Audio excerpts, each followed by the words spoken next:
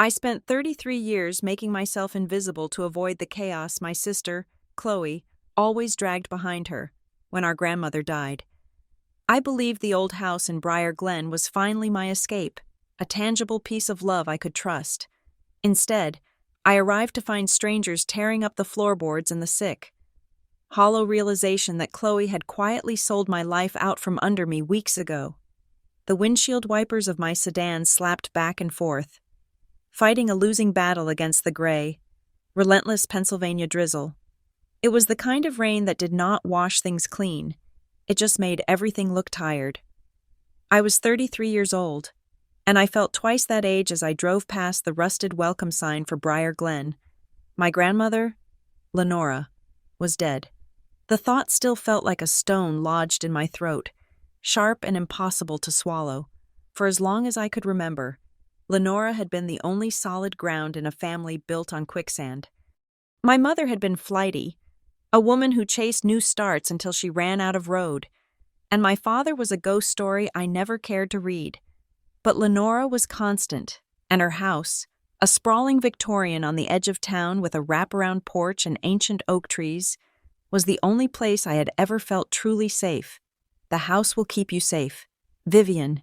She had said it to me 1,000 times. She whispered it when I was 10 and hiding from my mother's shouting.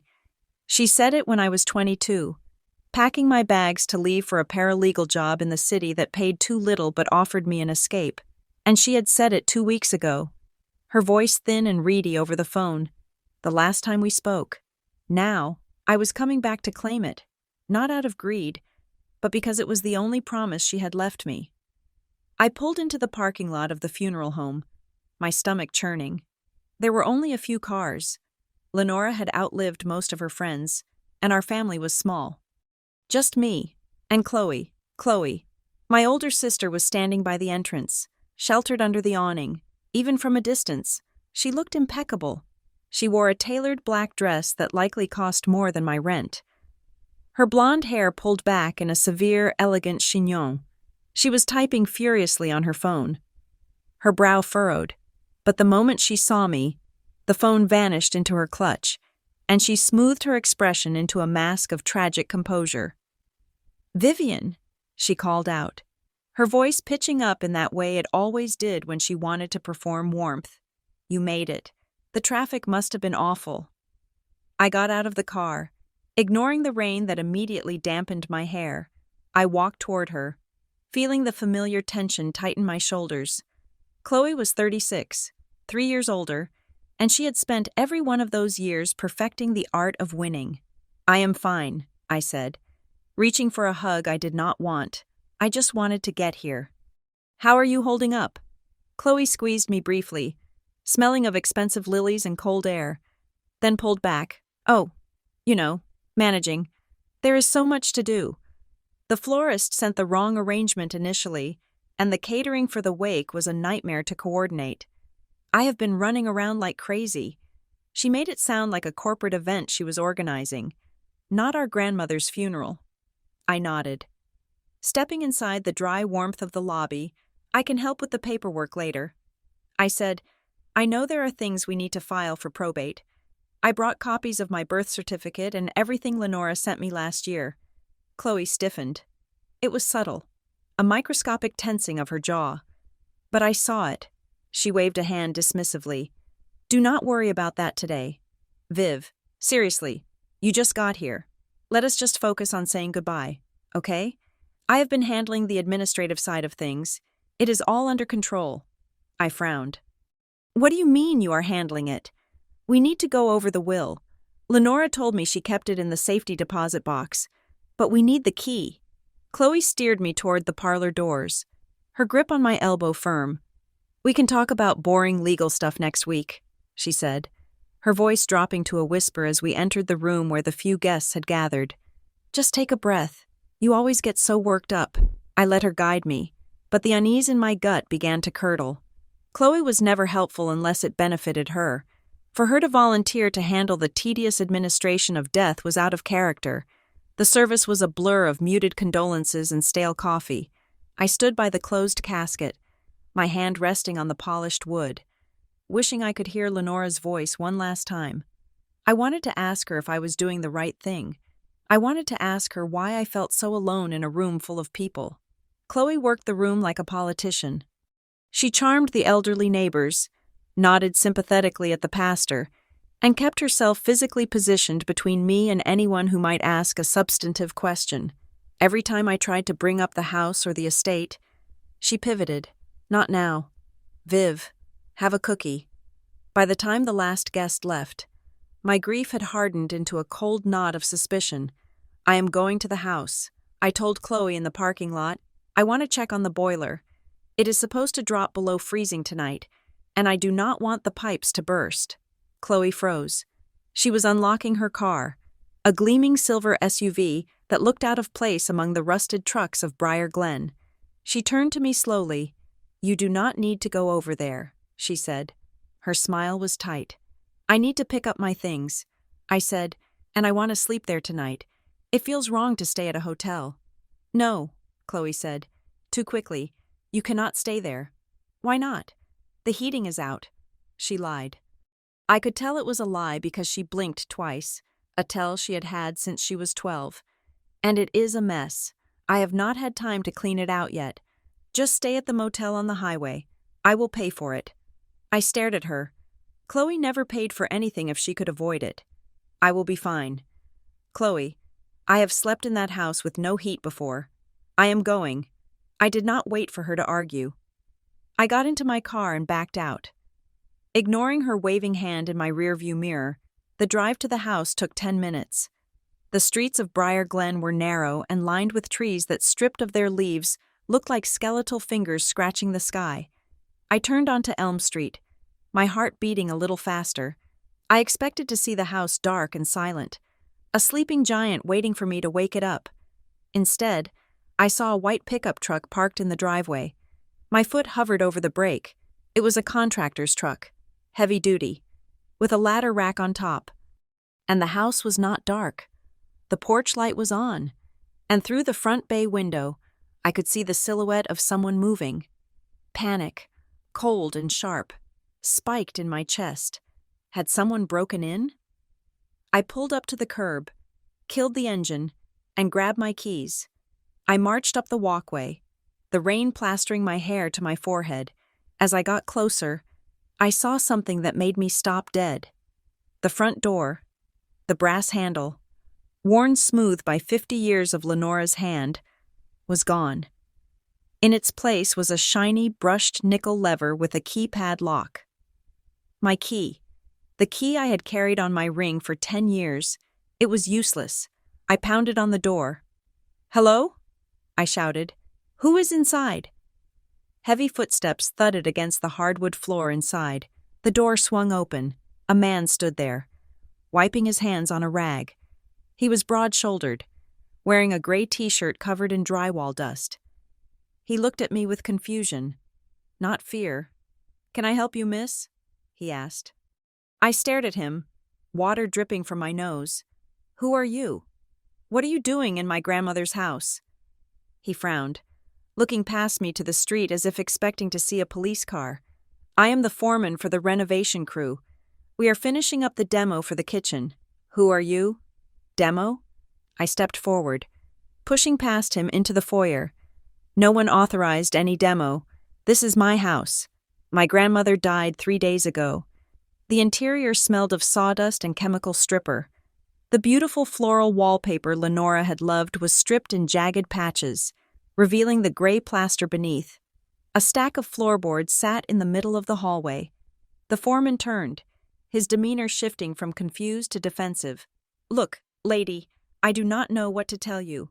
We were hired by the owners to gut the ground floor. We have a permit." "Owners?" I spun around to face him. "I am the owner, Vivian Stewart." He shook his head. He walked over to a portable folding table set up near the stairs, shuffled through a stack of papers, and pulled out a stapled packet. He handed it to me. "You might want to look at this." I took the papers. My hands were shaking so hard the pages rattled. It was a closing disclosure, a standard form for a real estate transaction.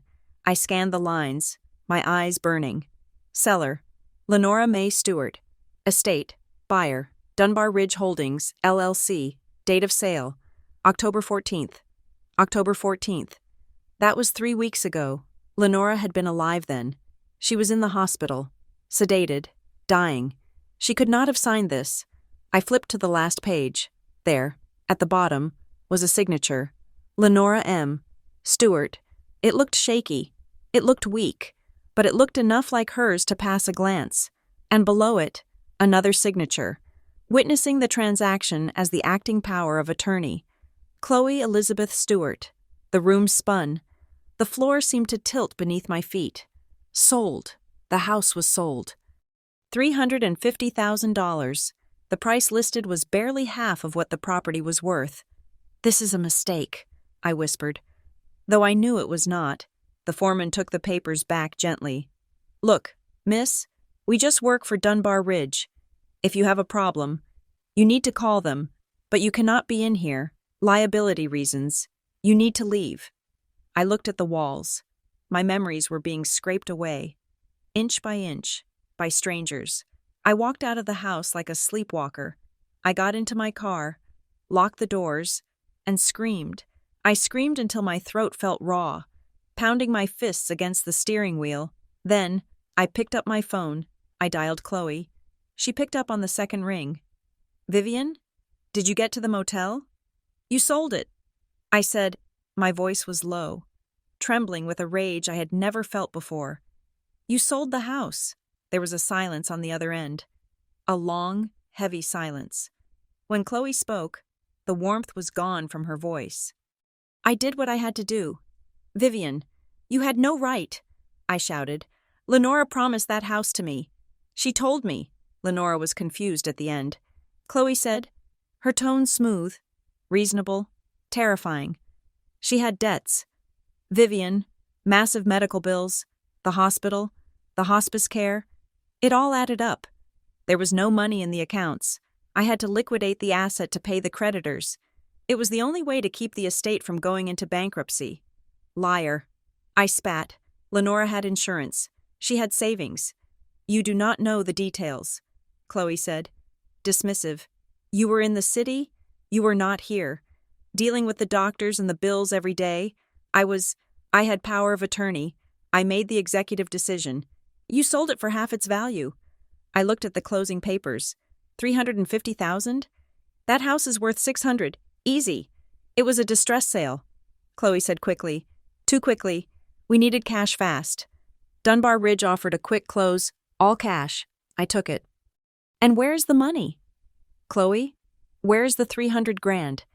It is in escrow, paying off debts. Look, Vivian, you are being dramatic. You never cared about Briar Glen. You left. You have your little life in the city. Why do you care about that old drafty house anyway? It was falling apart, because it was hers. I was crying now, hot tears spilling down my face, and she wanted me to have it."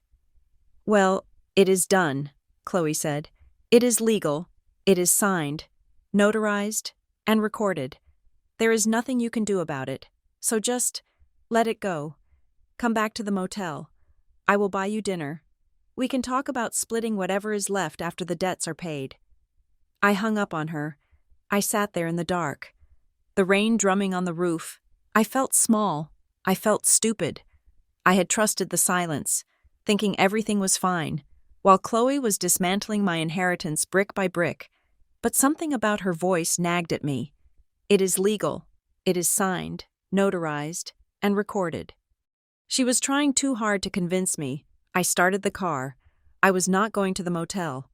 The next morning, I was waiting at the door of the Briar Glen Title Escrow office. When they opened at 9 o'clock, the office was a small, brick building next to the post office. I walked up to the counter. A woman with gray hair and glasses on a chain around her neck looked up. She had the look of someone who had guarded this counter for 40 years. "Can I help you?" "My name is Vivian Stewart. I need to see the file for the sale of 104 Elm Street, the Stewart estate." The woman's expression tightened instantly. She did not type anything into her computer. She just looked at me. "I cannot show you that file," she said. "You are not a party to the transaction. I am the granddaughter of the seller." I said, leaning forward. My sister sold it. I want to see the power of attorney document she used. That is confidential. The clerk said, "It is a public record if it was recorded." I countered. I worked as a paralegal. I knew enough to know that deeds were public. "The deed is public," she said. "The supporting documents held in escrow are not. Everything was properly notarized and filed. We followed all procedures." She said it defensively. "Properly notarized." Why did everyone keep saying that? "Please." I said, "I just want to know who notarized it." She stood up. "If you have a legal dispute, you need a lawyer. I cannot help you. Next in line." "Please." There was no one else in line. I walked out. My hands clenched into fists. They were stonewalling me. In a town this small, everyone knew everyone. Chloe had charmed them, or paid them, or lied to them. I needed help. Real help. Not someone from Briar Glen who went to high school with my sister. I drove 40 minutes to the county seat, a larger city called Oakhaven. I sat in my car and searched for attorneys. I skipped the ones with billboards and catchy jingles. I looked for someone who handled estate fraud. I found a name. Maren Caldwell. Her website was simple. No smiling photo, just text. Probate litigation, asset recovery, truth. I called and begged the receptionist for an appointment. She heard the desperation in my voice and squeezed me in for 11 o'clock. Maren Caldwell's office was on the 4th floor of an old bank building. It smelled of old paper and lemon polish. Maren herself was a woman in her 50s with sharp, intelligent eyes and hair cut in a severe bob. She wore a charcoal suit and did not smile when I walked in. "Sit," she said, gesturing to a leather chair. "Tell me what happened. Keep it chronological." I told her everything. The promise, the return, the truck, the document the foreman showed me, Chloe's excuses, the clerk's refusal. When I finished, Maren did not offer sympathy. She did not pat my hand. She reached for the notepad where I had scribbled the details from the closing disclosure. Dunbar Ridge Holdings. She read aloud. She frowned. "You know them?" I asked. "I know of them," she said. She stood up and walked to a filing cabinet. She pulled out a folder and tossed it on the desk. "They are a shell company. They buy distressed properties, usually from families in chaos. They move fast." She looked at me. "You said the house was sold on October 14th? "Yes. And your grandmother died when?" "November 2nd. Maren tapped a pen against the desk. "And your sister claims she used a power of attorney?" "Yes. She said there were debts." Maren leaned forward. "If the power of attorney was valid, the sale is technically legal on the surface. But what?" Maren's eyes narrowed. "It is very difficult to close a real estate deal in 2 weeks with a power of attorney without raising flags at the title company. Unless the title company is not looking very hard." She picked up the phone. "I am going to make a call. I need you to sign this engagement letter." I signed it. Maren spent 10 minutes on the phone.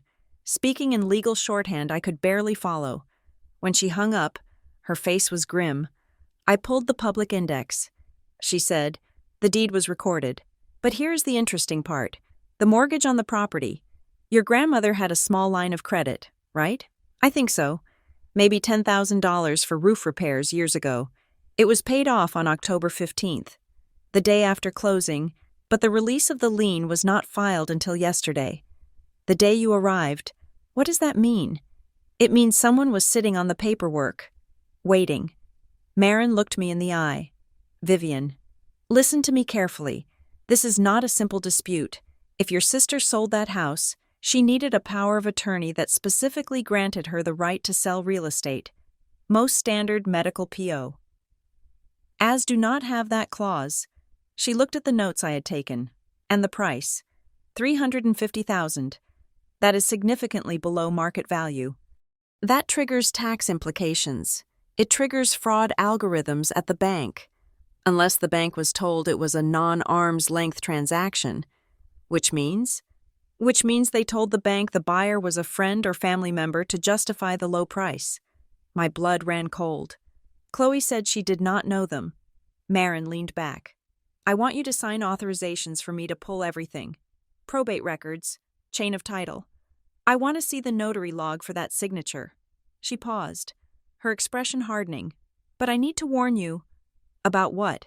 If this is what I think it is, Marin said, her voice dropping an octave. You are not just fighting your sister. You are fighting the money behind the buyer. If Chloe was just greedy, that is one thing, but if she was coached, if she was facilitated, she let the sentence hang there. You are not the target. Vivian, you are the obstacle, and obstacles get removed. Do not confront Chloe again. Do not tell her you hired me.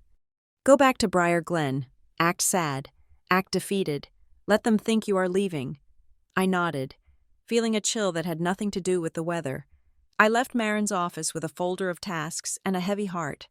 I drove back to Briar Glen, the sun setting behind the hills, casting long shadows across the road. I did not go to the motel. I drove back to the house. The truck was gone. The workman had left for the day. I walked around to the back. I knew a way in. The cellar door had a latch that was loose. Lenora had never fixed it because she said burglars were too lazy to crawl through a coal chute. I shimmied the latch with my credit card and pushed. It groaned but opened. I crawled into the darkness, smelling the damp earth and old coal dust. I climbed the wooden stairs to the kitchen. The house was silent. The renovation crew had left their tools scattered around. The moonlight filtered through the bare windows, illuminating the dust motes dancing in the air. I walked through the empty rooms, the living room where we opened Christmas presents, the dining room where Lenora taught me to sew. It all felt violated. I went up the stairs to Lenora's bedroom. The crew had not started up here yet. The room was mostly as she had left it. The heavy oak dresser, the quilt on the bed. I sat on the edge of the mattress, running my hand over the fabric. This was where she died, or where she should have died, if she hadn't been in the hospice center.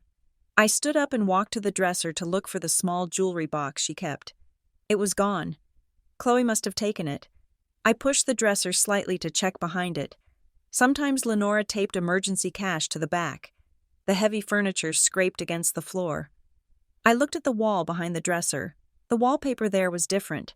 It was the same pattern, faded yellow roses, but a square section, about the size of a shoebox, had been cut out and replaced. The edges were peeling slightly. I touched it. The glue was dry, but it felt newer than the rest. I peered closer. There were faint scuff marks on the plaster around the patch, like someone had pried something out of the wall and then hastily covered the hole with a spare scrap of paper. I ran my fingers over the patch. Why would someone cut a hole behind a heavy dresser? And when? I thought of Marin's words, "You are the obstacle." I stepped back, my heart hammering against my ribs. Chloe hadn't just sold a house. She had scrubbed it. She, or someone else, had come in here and removed something. I looked around the dark room, suddenly feeling very exposed. The house did not feel safe anymore. It felt like a crime scene. I left through the cellar door, locking it as best I could.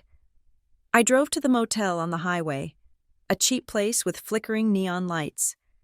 I lay in the hard bed, staring at the stained ceiling. I thought about Chloe's fake smile. I thought about the dismissive clerk. I thought about the patch on the wall. Lenora had told me the house would keep me safe. Maybe she didn't mean the walls and the roof. Maybe she meant what was inside them. I pulled the covers up to my chin. I was not going to run. I was not going to let Chloe win with her charm and her lies. I was going to find out what was behind that wallpaper. I was going to find out who Dunbar Ridge really was. My grief was still there, a heavy stone in my chest. But next to it, a new fire was burning. I will not be erased. I whispered to the empty room. I closed my eyes, but I did not sleep. The fluorescent lights in Marin Caldwell's office buzzed with a low, irritating hum that seemed to vibrate directly against my skull. It had been 2 days since I hired her, and the stack of paper on her mahogany desk had grown from a single folder into a small, ominous tower. Marin sat behind the desk, her reading glasses perched on the end of her nose. She did not look like a woman who was about to deliver good news. She looked like a surgeon preparing to tell a patient that the operation had revealed something far worse than a tumor. "Vivian," Marin said, her voice clipped and precise. "I need you to look at these dates." She slid a document across the desk. It was a copy of the petition for probate that Chloe had filed. I picked it up. The legalese was dense, but Marin's highlighter had slashed through the noise, marking the filing date in neon yellow. November 3rd. I read aloud. Marin nodded. "Now look at the death certificate." She slid the second paper over. I stared at it. Date of issuance, November 10th. I looked up at her, confused. How could she file for probate on the 3rd, if the official certificate wasn't issued until the 10th? "Exactly," Marin said, leaning back in her chair. "The court clerk should have rejected this immediately. You cannot open an estate without proof of death, unless— Unless what? Unless you file for an emergency appointment?" Marin explained. "It is a loophole. You claim that the estate is in immediate peril, assets are about to be lost, or urgent debts need to be settled instantly, and you ask the judge to appoint a temporary personal representative without the standard waiting period. It is meant for disasters, fires, floods, and Chloe used it?" Marin tapped the file. "She claimed your grandmother had urgent, outstanding medical liens that were threatening to seize the property. She listed a creditor called distinctively North State Medical Recovery." I frowned. I handled Lenora's bills for the last 6 months remotely. I never saw anything from North State. "That is because they do not exist," Marin said flatly. "Or at least, they do not exist in relation to your grandmother. I ran a credit check on the estate this morning. Lenora had 0 outstanding medical debt. Her insurance covered the hospice care fully. The only debt she had was the small line of credit on the house, which was in good standing." My stomach twisted. "So Chloe lied to a judge? She perjured herself." Marin corrected. "But it gets worse. Look at the notary stamp on the deed transfer." She opened the file to the deed I had seen the foreman holding. She pointed to the stamp next to Chloe's signature. "State of Pennsylvania. Notary Public. James T. Miller." I pulled the notary license verification from the state board. Marin said, "James T. Miller is a real notary, but he is commissioned in Sullivan County, 3 hours north of here." "And his commission number?" "It ends in 55. Look at the stamp on the deed." I squinted. The tiny numbers were smudged, but legible. The number ended in 58. "It is a counterfeit seal." Marin said, "The font is slightly off. The commission number is wrong. Someone made a rubber stamp that looks official enough to pass a quick glance at the recording office, but it is fake." This wasn't just Chloe being greedy, Vivian. This was a coordinated forgery. I sat back, the air leaving my lungs. My sister who cried when she got a parking ticket because she was afraid it would go on her permanent record. "Chloe couldn't do this," I whispered. "She doesn't know how to make a fake notary stamp. She doesn't know about emergency probate loopholes." "No," Marin said softly. "She doesn't, which means someone handed her the paperwork and told her where to sign." "Who?" Marin stood up and walked to the window. "Looking out at the gray cityscape of Oakhaven, that is the question. But right now, we have enough to rattle her. Do not tell her we know about the forgery yet." Marin instructed, turning back to me. "If she knows we have proof of a crime, she will spook and lawyer up. Or worse, whoever is helping her will cut her loose. We need her talking. I need to see her." I said, "I need to look her in the eye." Marin nodded slowly. "Do it in public. Somewhere she feels safe. And Vivian?" "Yes?"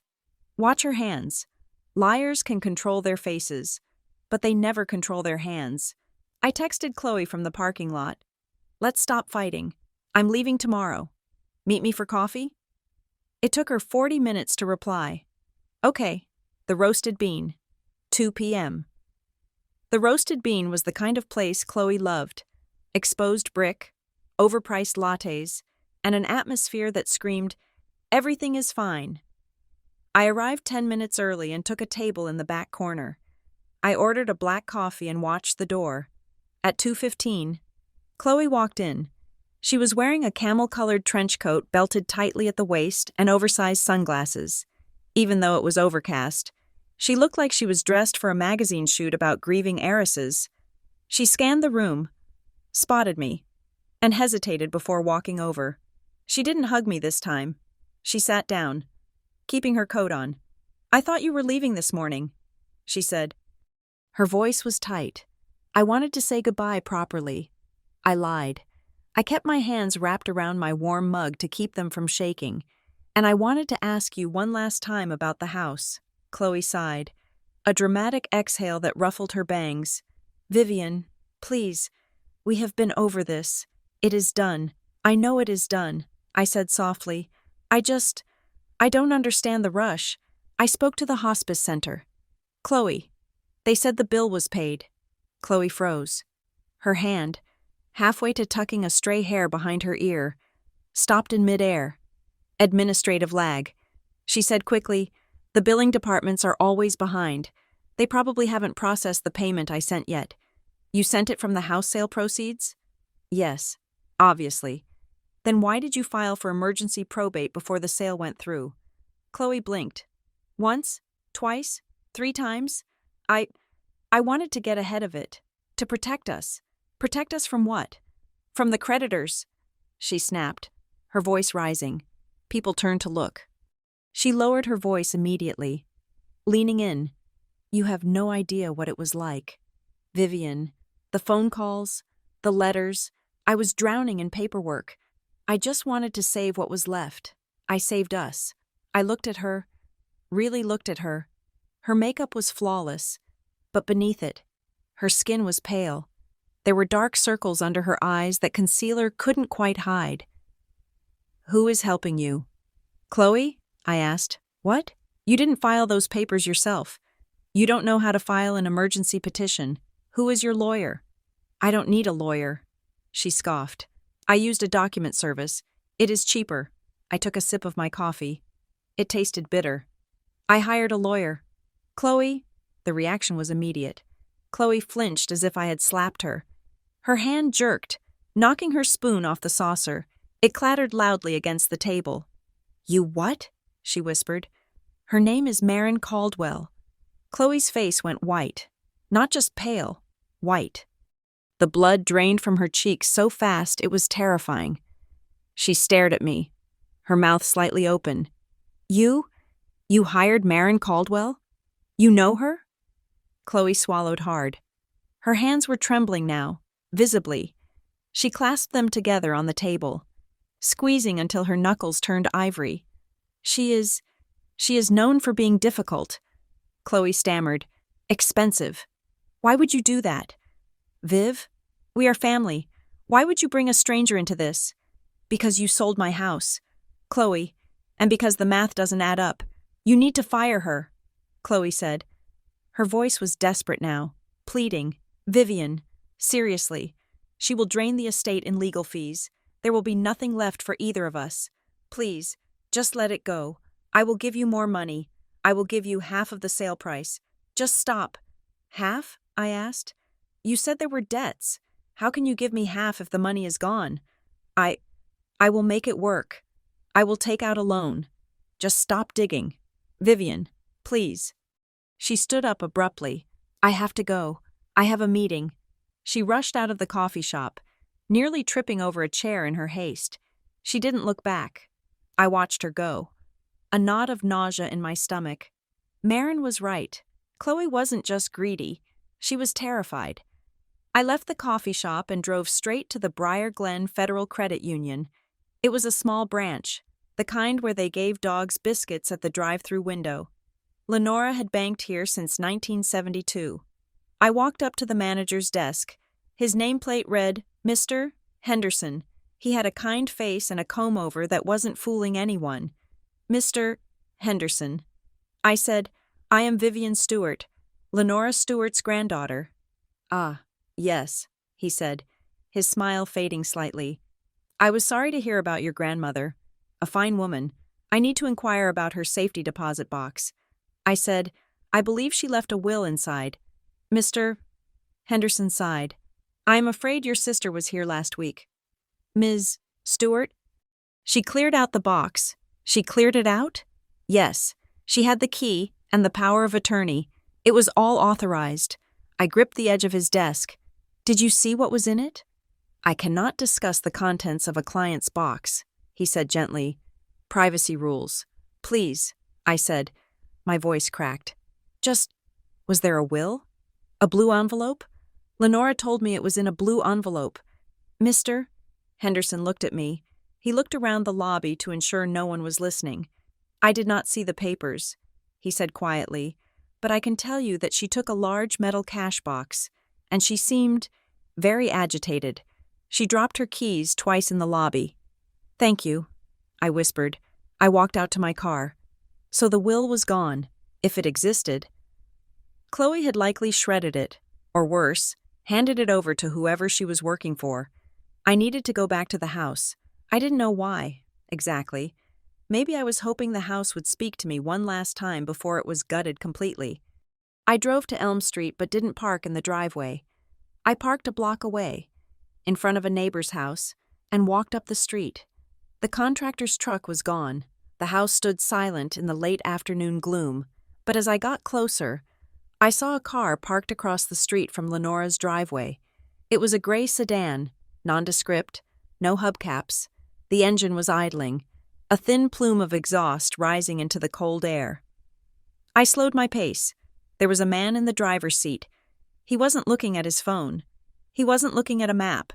He was looking directly at the front door of my grandmother's house. I stopped. I pulled out my phone and pretended to be texting, angling the camera toward the car. I snapped 3 photos, zooming in on the license plate. The man turned his head. He looked right at me. He didn't duck. He didn't start the car and speed away. He just watched me watching him. His expression was bored, clinical. Like I was a deer and he was waiting to see which way I would bolt. A chill crawled up my spine. This wasn't small-town gossip surveillance. This was professional. I turned around and walked back to my car. Forcing myself not to run, I got in, locked the doors, and drove away. My hands slippery on the wheel. My phone buzzed. It was Marin. Come to the office. I found something on Dunbar Ridge. When I arrived, Marin was pacing her office. She had a large map of Briar Glen spread out on her conference table.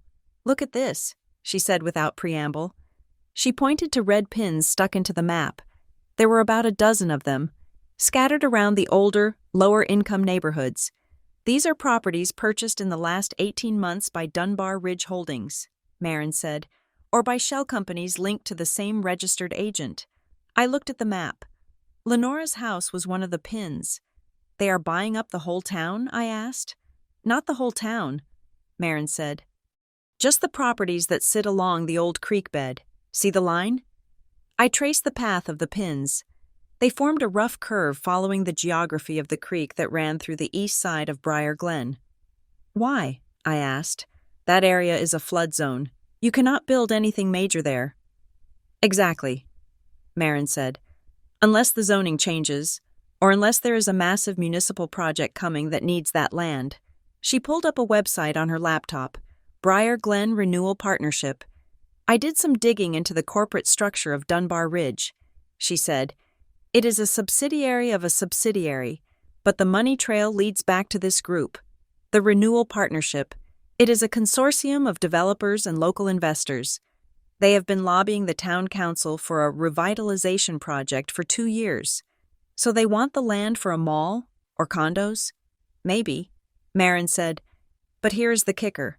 To get the federal grants they are applying for, they need to own a contiguous block of land. Your grandmother's house sits right in the middle of the block. If she didn't sell, the whole project would stall. My grandmother would never sell. I said, she hated developers. She called them vultures.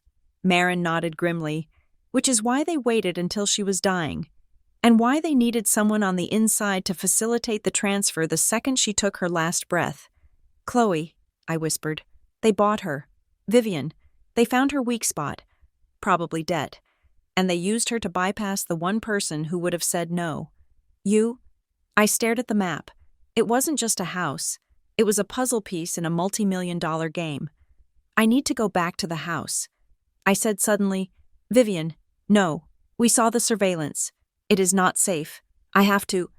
Marin, there is something there. I know it. Lenora. She was paranoid, but she was organized. If she knew they were circling, she wouldn't have just left a will. She would have left instructions. I remembered the recipe tin. Lenora kept her most precious things in an old, battered tin that once held shortbread cookies. Not money, but the things that mattered.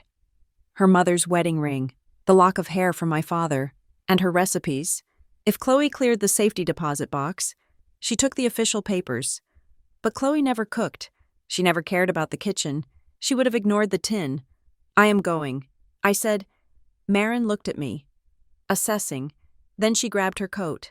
I am driving, she said. We took Marin's car. She parked 2 streets over, and we walked through the backyards, dodging rusted swing sets and piles of wet leaves. The sun had set, and the house was a looming shadow against the indigo sky. The gray sedan was gone. The back door, the cellar entrance I had used before, was padlocked now, a shiny new master lock. Damn it, I hissed. Wait, Marin whispered. Look, she pointed to the kitchen window. It was unlatched, cracked open about an inch. The painters must have left it open to air out the fumes. I can fit, I said. I boosted myself up, sliding the window sash up. It groaned in the tracks. I scrambled over the sill, landing awkwardly on the kitchen counter. The house was cold. It smelled of paint and abandonment. I pulled a small flashlight from my pocket and swept the beam across the room. The kitchen was gutted. The cabinets were gone. Panic rose in my throat. The closet. The pantry closet. I ran to where the pantry used to be. The door was off its hinges, leaning against the wall. The shelves were stripped, empty. No, I whispered. No, no, no. I shone the light on the floor. A pile of debris sat in the corner. Old linoleum, bent nails, and trash. I kicked through the pile, and then I saw it. The tin. It was dented, lying on its side amidst a pile of plaster dust. The lid was half off. I grabbed it. My hands were shaking. I pulled the lid open.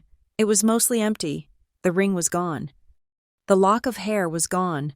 The scavengers had been here, but at the bottom, stuck to the rusted metal by a spot of old grease, was a folded piece of index card. I pried it loose and unfolded it. It was Lenora's handwriting. Spidery, shaky, but unmistakable. Do not trust the public story. Ask for the ledger. And below that, an address. You store it on Route 9. Unit 404. I scrambled back out the window, clutching the note like it was a lifeline. Marin was waiting in the shadows of the lilac bush. I got it. I gasped. We drove to the storage facility in silence. It was a bleak row of orange metal doors under harsh sodium lights. We found the manager's office. Marin used her attorney credentials and a terrifying amount of legal jargon to convince the night manager to check the status of Unit 404. It is paid up, the manager said, looking at his screen. Paid 6 months in advance. Cash. Under the name Bluebird. I felt a jolt. Bluebird. That was what she called me. Can we access it? Marin asked. The granddaughter is the beneficiary. The manager hesitated, then shrugged. If you have the code or the key, I can't cut the lock without a court order. I didn't have a key, but the code. Lenora used the same 4-digit code for everything. The year she married my grandfather, 1956. I told Marin, try 1956. We walked to Unit 404. It was a small unit, 5 by 5. A keypad lock secured the latch. I punched in the numbers, 1956. The light blinked green. The lock clicked. I rolled the metal door up. It rumbled like thunder in the quiet night. The unit was not empty. It was filled with bankers' boxes, dozens of them, stacked floor to ceiling, labeled in Lenora's meticulous script. Council Minutes 2018. Zoning Board 2019. Renewal Partnership 2020. This isn't just a house, Marin breathed. Stepping inside, she picked up a box labeled Correspondence. She opened it. It was full of printed emails, photocopied memos, and newspaper clippings. She was tracking them. I realized she wasn't just refusing to sell. She was investigating them. In the center of the unit, sitting on top of a stack of boxes, was a metal briefcase. It was heavy, black, and locked. There was a keyhole, but no key. I tried to lift the lid, but it held fast. I looked at Marin. Her face was illuminated by the harsh hallway light. She looked terrified and exhilarated. She looked at the walls of boxes, then at the locked case, and finally at me. Her voice was low, vibrating with a realization that shifted the ground beneath our feet. "Vivian," she said, "your grandmother didn't just leave you a house. She left you an indictment." She tapped the metal case. "Your grandmother built a trail," Marin said, her eyes dark, "which means someone else built one, too." I stood there in the cold storage unit, surrounded by the ghosts of Lenora's war. The house was gone. But the fight had just begun. The legal system is supposed to be a slow, grinding machine, a creature of deadlines and delays. Marin Caldwell filed the emergency motion to freeze the sale proceeds and place a lis pendens on my grandmother's house at 9 a.m. on Tuesday. By 10:30, we had a response. It was impossible. In the sluggish world of county courts, a response usually took days, sometimes weeks, but barely 90 minutes after Marin's paralegal uploaded the documents, a courier arrived at her office with a notice of appearance. Marin stood by the window, holding the document like it was contaminated. "Dunbar Ridge has counsel," she said, her voice flat. "Who is it?" I asked. I was sitting on the leather sofa in her office, surrounded by the boxes we had hauled from the storage unit the night before. I felt dusty and brittle, like I hadn't slept in a week. Because I hadn't. "Sterling and Vance," she said. I didn't know the name, but Marin's expression told me enough. "Are they good?" "They are expensive," Marin corrected. "They are the firm you hire when you want to scorch the earth. They are based in Philadelphia, not here. They handle corporate mergers and high-stakes liability defense.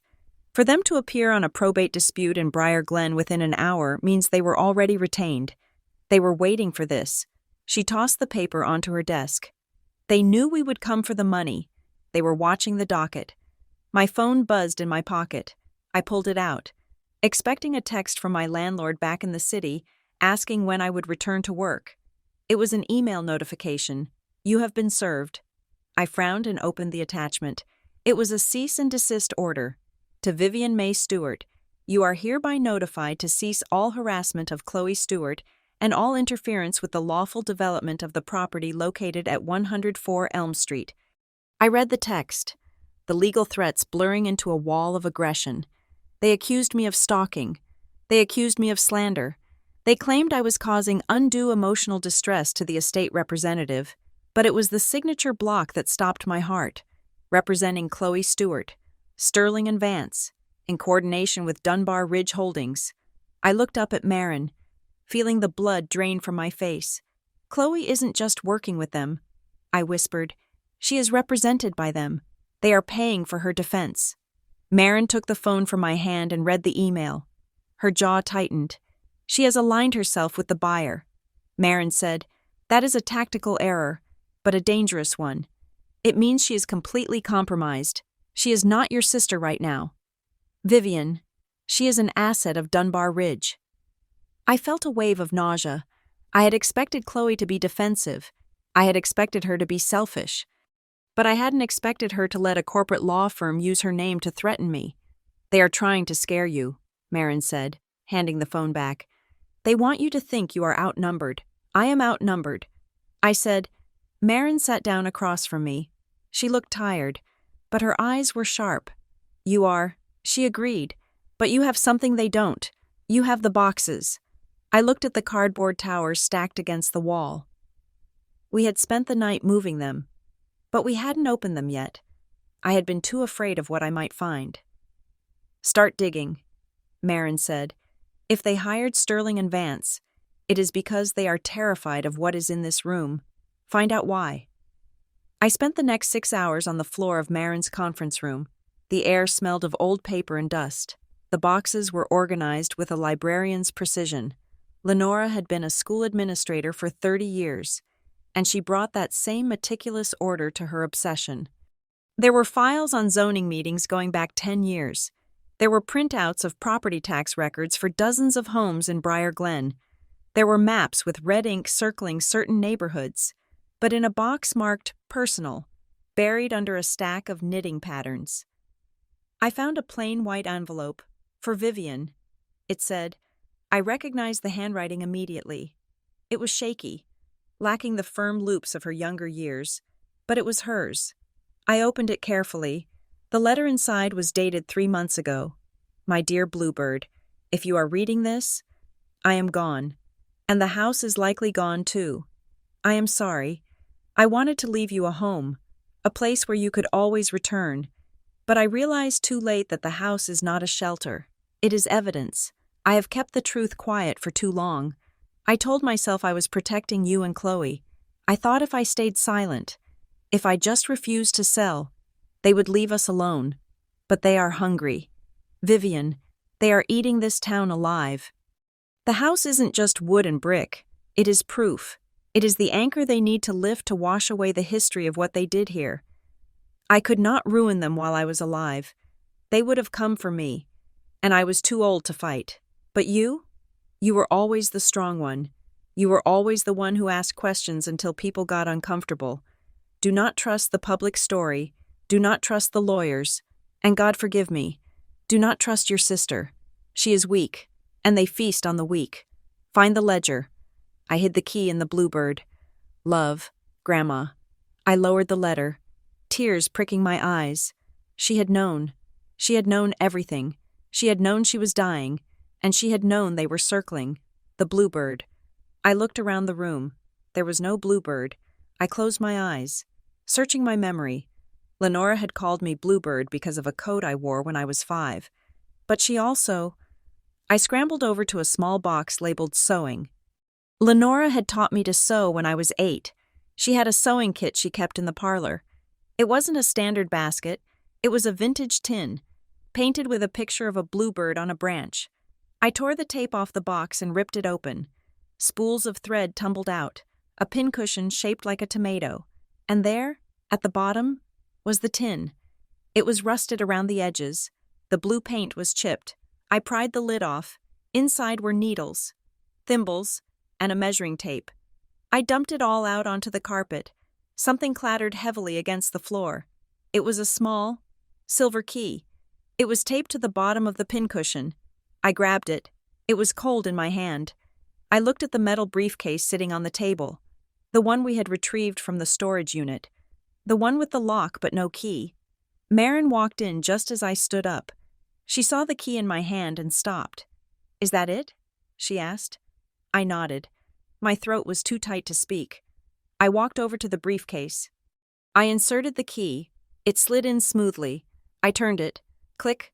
The latches popped open. I lifted the lid. Inside, there was no money. There were no jewels.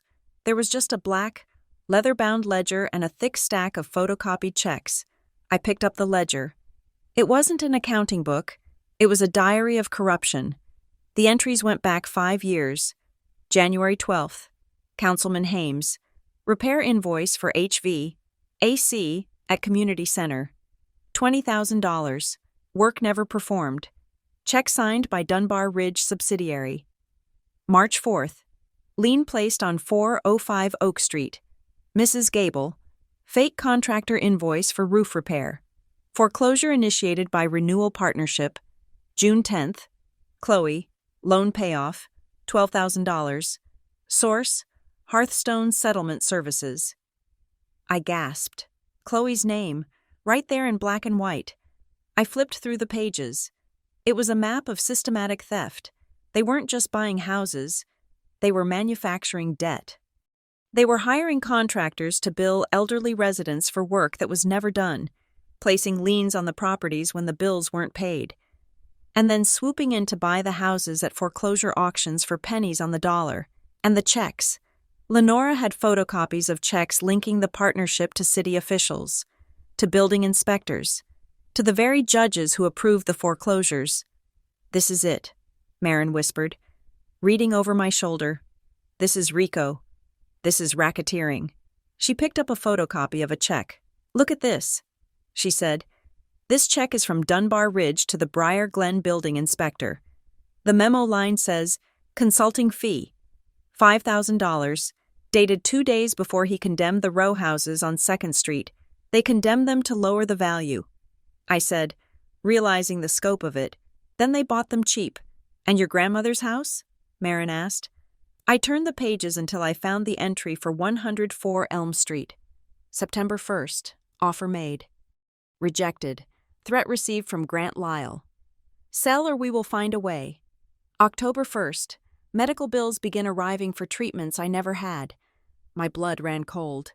The fake medical debt. They had tried to manufacture debt against Lenora, too. But she had fought it, so they waited until she died and used Chloe to validate it. I looked at Marin. They killed the town. They didn't revitalize it. They strangled it and bought the corpse. Marin's face was pale. Vivian, listen to me. This leaves the realm of civil litigation. This is criminal. People go to prison for this. Powerful people. She looked at the door of the conference room as if expecting it to be kicked in. We need to digitize this immediately, and we need to get the originals to a safe deposit box that is not in this county. As she spoke, my phone buzzed again. I picked it up. A text message from a number I didn't know. Stop digging. You will lose more than a house. Accidents happen in old buildings. I dropped the phone on the table. Marin read the text. She didn't flinch. Document it, she said. Screenshot it. Save it. She grabbed my shoulders. Vivian, look at me. They know you have the boxes. They monitored the storage unit access. That text is a confirmation that we are right. I am scared. Marin. Good, she said. Fear keeps you alert. Tighten your routines. Do not go anywhere alone. Do not sleep at the motel tonight. You are staying at my guest house. It has an alarm system and cameras. She went to the copier and started scanning the ledger. The rhythmic swish-clack of the machine sounded like a heartbeat. I need help. I said, we need to get this out. We need the press. I thought of Nina Park. We had gone to college together. She was a journalist for the Eastern Chronicle, a regional paper about an hour away. She was tenacious. She had broken a story about water contamination 2 years ago. I called her. Nina, it is Vivian. Viv? Hey, I heard about your grandmother. I am so sorry. I need you. Nina, I have a story. A big one. I gave her the broad strokes. The fraud. The shell companies. The ledger. I didn't mention the text message. Nina listened. Her reporter instincts kicking in. She asked sharp questions. She wanted names. Send me the scans. She said, I will run it by my editor. If you have checks linking the counsel to the developers, this is front page stuff. I sent her a sample. Just 1 page of the ledger and 1 check. I waited. 2 hours later, Nina called back. Her voice was different. Subdued. I can't do it. Viv, what? You said it was front page stuff. My editor killed it. He said the sourcing is too thin. He said the ledger is hearsay unless we can authenticate the handwriting and the checks. That is bullshit. Nina, you know it. Nina lowered her voice. Look, Viv, it wasn't just the sourcing. When I mentioned the renewal partnership, he went pale. He made a call to the publisher. 10 minutes later, he came back and told me to drop it. Why? The partnership advertises with us. They buy full-page spreads for their new developments. But it is more than that. The publisher plays golf with Grant Lyle. Grant Lyle. The name from Lenora's ledger. Nina, please, I can't lose my job. Viv, I am sorry. But be careful. My editor said these guys are litigious. He said they have friends in high places, like State Senator High. She hung up. I sat there, the phone warm in my hand. The Fourth Estate had just folded. I looked at Marin. She was organizing the scans on an encrypted drive. Nina is out. I said, they got to her paper. Marin didn't look surprised. Of course they did. This network relies on silence. She paused. We need a witness. Paper is good. But paper can be argued away. We need a person who can explain the paper. She tapped a name in the ledger. Elliot Grange. Who is he? He is listed here as the source for the internal memos Lenora found. Marin said, see? Meeting with E. Grange regarding tax abatements. I searched the name online. Elliot Grange. LinkedIn profile said former senior accountant at Briar Glen Renewal Partnership. Current employment. Freelance consultant. He left them. Marin said, maybe he has a conscience. Or maybe he has a grudge. We found his address. He lived in a small, run-down apartment complex on the south side of Oakhaven. Marin stayed in the car with the engine running. I went to the door. I knocked. A man opened the door. He was in his 40s, balding, wearing sweatpants. He looked like a man who had given up. Elliot Grange? He looked at me suspiciously. Who asks? My name is Vivian Stewart. My grandmother was Lenora Stewart. His eyes widened. He tried to shut the door. Wait, I shouted, jamming my foot in the jamb. Please, I found the ledger. He stopped pushing. He looked at me through the crack. You have the ledger? He whispered. Yes, and I know about the checks. I know what you told her. He opened the door a few inches. You shouldn't be here. They watch people. They already know I have it. I said, they are threatening me. I need to know how it works. I need to know about Chloe. He hesitated, then stepped back to let me in. His apartment was sparse. Boxes were packed in the corner. I am leaving, he said, moving to Ohio. I can't stay here. Tell me about my sister. I said. Elliot rubbed his face. He looked exhausted. Your sister isn't the mastermind, he said. She's a patsy. How did they get her? Elliot laughed. A harsh, dry sound. It is easy. They look for leverage. Your sister had $60,000 in consumer debt, credit cards, a car loan she defaulted on. They bought the debt from a collection agency. They bought her debt? Yeah. Grant Lyle approached her. He told her he could make it all go away. He told her she could be the hero. He said the house was a burden to Lenora, that selling it would pay for better care. He spun a story where she was saving the family. But the fraud, I said, the fake notary, the emergency probate. She didn't know the mechanics. Elliot said, they just put papers in front of her. Sign here to expedite. Sign here to secure the funds. She signed because she was desperate and because she wanted to believe them. She wanted to be the smart one for once. He looked at me. She was bought. Ms. Stewart. But she didn't know the price was her soul until the check cleared. Will you testify? I asked. He shook his head violently. No, no way. They will destroy me. I gave your grandmother those tips because I liked her. She reminded me of my mom. But I'm not going to court against Lyle. What if we can protect you? Marin offered protection. There is no protection, he said. Just get out of town. Take the house money if they offer it. And run. That is my advice. I left Elliot's apartment feeling heavier than before. Chloe wasn't a villain. She was a desperate woman who had been groomed by predators. It didn't excuse what she did, but it made the anger harder to hold. I needed to see her. I texted her again. No lawyers, no fighting. Just meet me at the playground where we used to play. Please, she agreed. It was dusk when I arrived at the old playground. The swings were rusted, and the slide was covered in graffiti. Chloe was sitting on a bench, wrapped in her expensive coat, looking out at the empty field. I sat down next to her. I didn't look at her. I know about the debt. Chloe, I said softly. She stiffened but didn't speak. I know Grant Lyle bought your debt. I continued. I know he promised to wipe the slate clean if you got the house. Chloe let out a shuddering breath. Tears began to stream down her face, ruining her perfect makeup. I didn't think it would be like this, she whispered. He was so nice. Viv. He said Lenora was going to lose the house anyway to the state. He said I was securing our inheritance. He lied to you. I said, he used you to steal it. I know, she cried, turning to me. Her eyes were wild with fear. I know that now, but I can't get out. I signed things. Vivian, things I shouldn't have signed. They have it all on record. If I back out, they said they would turn me in for fraud. They said I would go to jail. She grabbed my arm. Her grip was painful. You have to stop fighting them. Viv, you have to.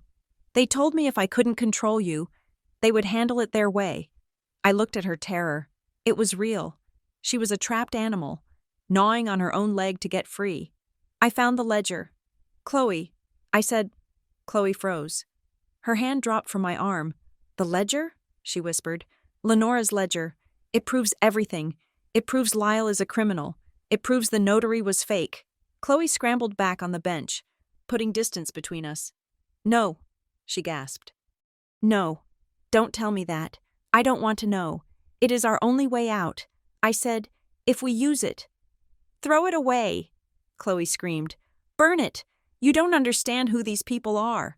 She stood up, backing away. "I didn't know," she sobbed. "I didn't know it was that kind of deal. I just wanted to be free of the bills." She turned and ran toward her car. "Chloe!" I shouted. She didn't stop.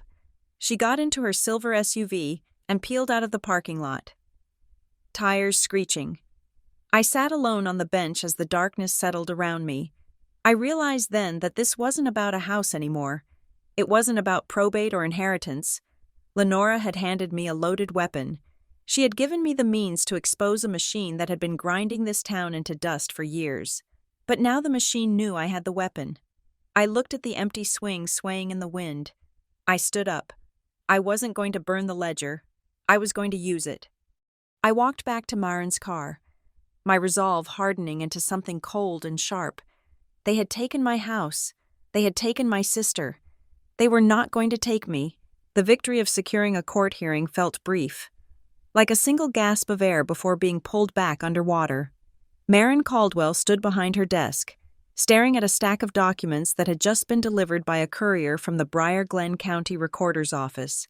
It was supposed to be the complete chain of title and the internal notary logs we had requested. It should have been a thick brick of paper, dense with the history of my grandmother's home. Instead, it was a pathetic, thin folder. "This is it?" I asked, picking up a page. It was a photocopy of the deed we already had, but the edges were cut off, hiding the recording stamps. Marin did not answer immediately. She flipped through the pages, her face hardening into a mask of cold fury. "They are playing games," she said. "Look at page 4, the notary log." I looked. It was a list of dates and signatures, but the lines corresponding to October 14th, the day the house was allegedly sold, were blacked out. A heavy marker line obscured the names. "Redacted?" I asked. "Why would they redact a public record?" "They cited privacy concerns," Marin said. Reading the cover letter, they claimed the log contained sensitive information about other clients. She threw the folder onto her desk. It slid across the polished wood and hit the coffee mug she had been nursing all morning. "This is not privacy. Vivian, this is obstruction. They are stalling. They know the timestamp on the digital scan will prove the document was uploaded after business hours. They are hiding the metadata." She hit the intercom button on her phone. "Sarah, draft a subpoena for the original physical logs, and I want the security footage from the recorder's office lobby for October 14th and November 3rd. If they claim the cameras were malfunctioning, I want the maintenance logs for the security system." She looked at me. "They want a fight? Fine, we will give them a war." We spent the afternoon building a timeline on the whiteboard in Marin's conference room. It looked like a conspiracy theorist's fever dream. Lines of red marker connecting dates, names, and dollar amounts. We had the what? The house was sold. Now we were piecing together the how. It started with the emergency probate appointment. November 3rd, the day after Lenora died. Chloe filed a petition claiming the estate was insolvent and needed immediate liquidation to pay medical debts. Fake debts. I reminded Marin, Lenora had zero medical debt.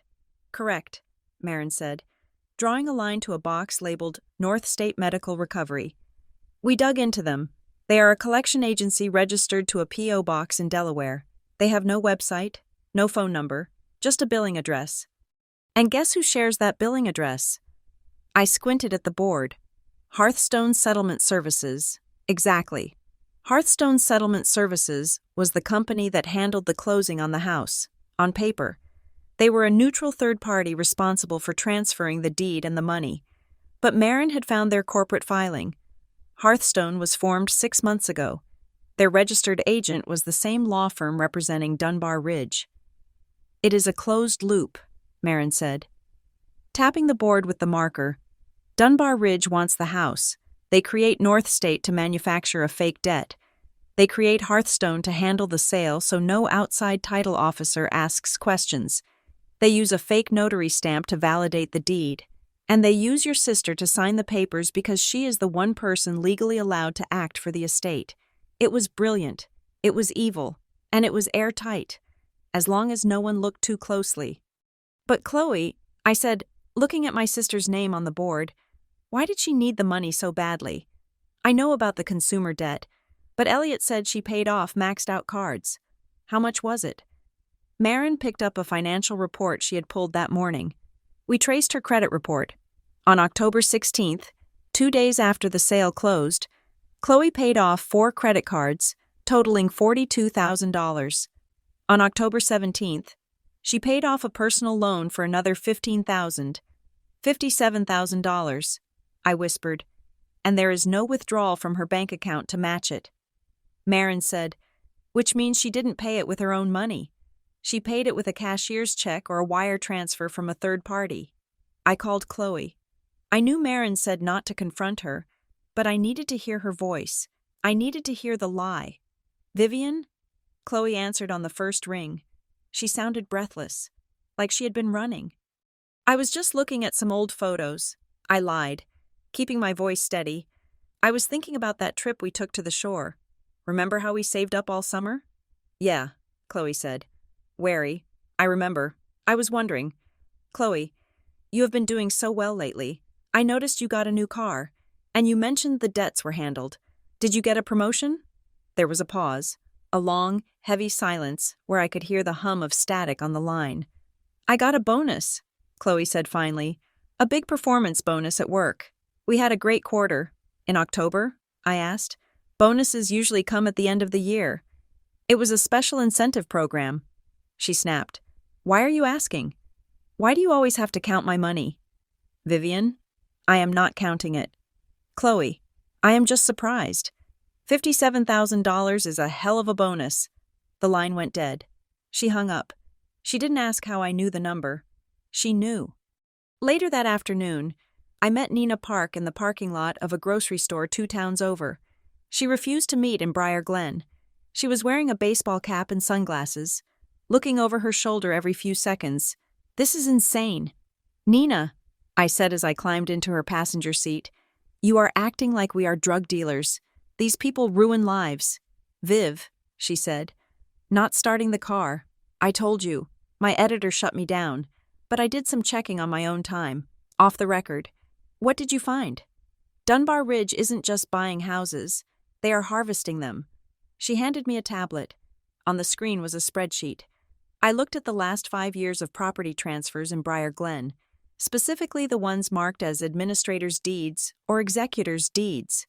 The ones sold by grieving families. She scrolled down. Look at the timing.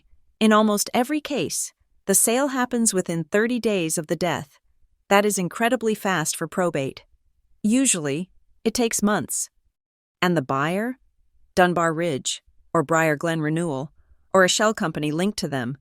She pointed to a column of names. These families. I reached out to a few of them.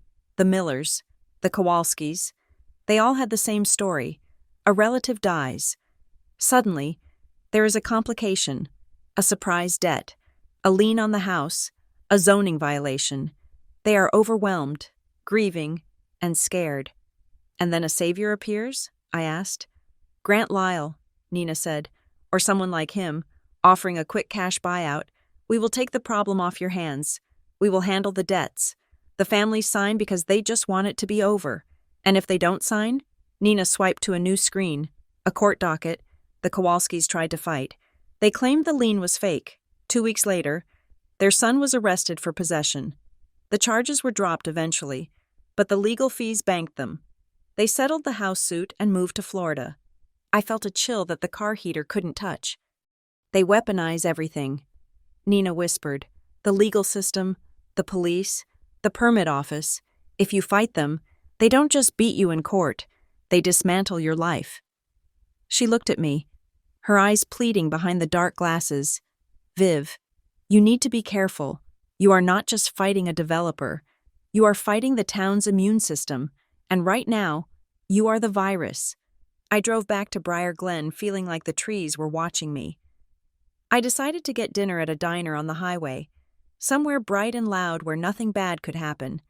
I was sitting in a booth, picking at a plate of fries, when a shadow fell over the table. Ms. Stewart? I looked up. The man standing there was handsome in a way that felt manufactured. He wore a navy suit that fit too perfectly, a crisp white shirt, and a smile that didn't reach his eyes. He looked like a senator or a shark in human skin. "I am Grant Lyle," he said.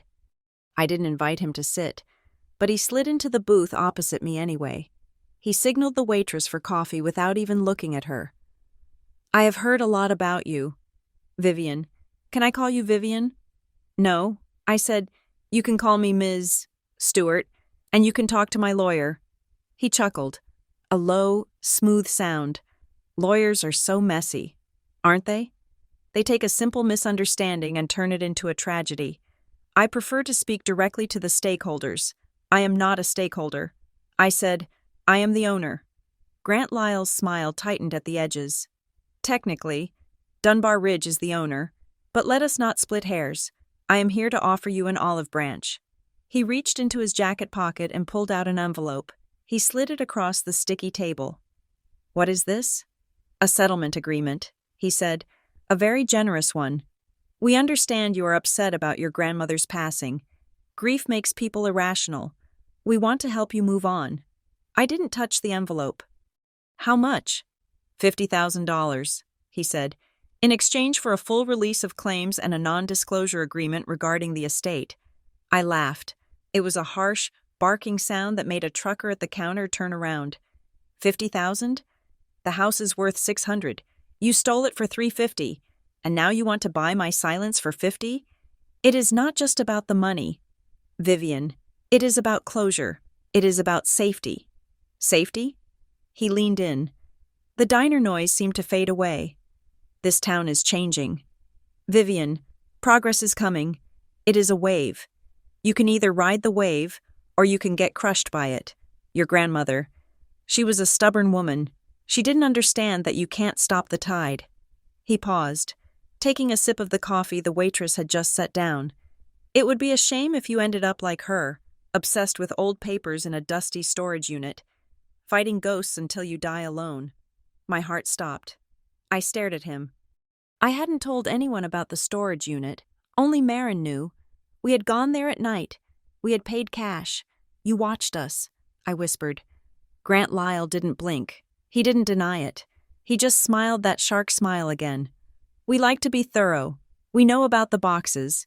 Vivian, we know about the little metal case. And let me tell you something. Paper burns."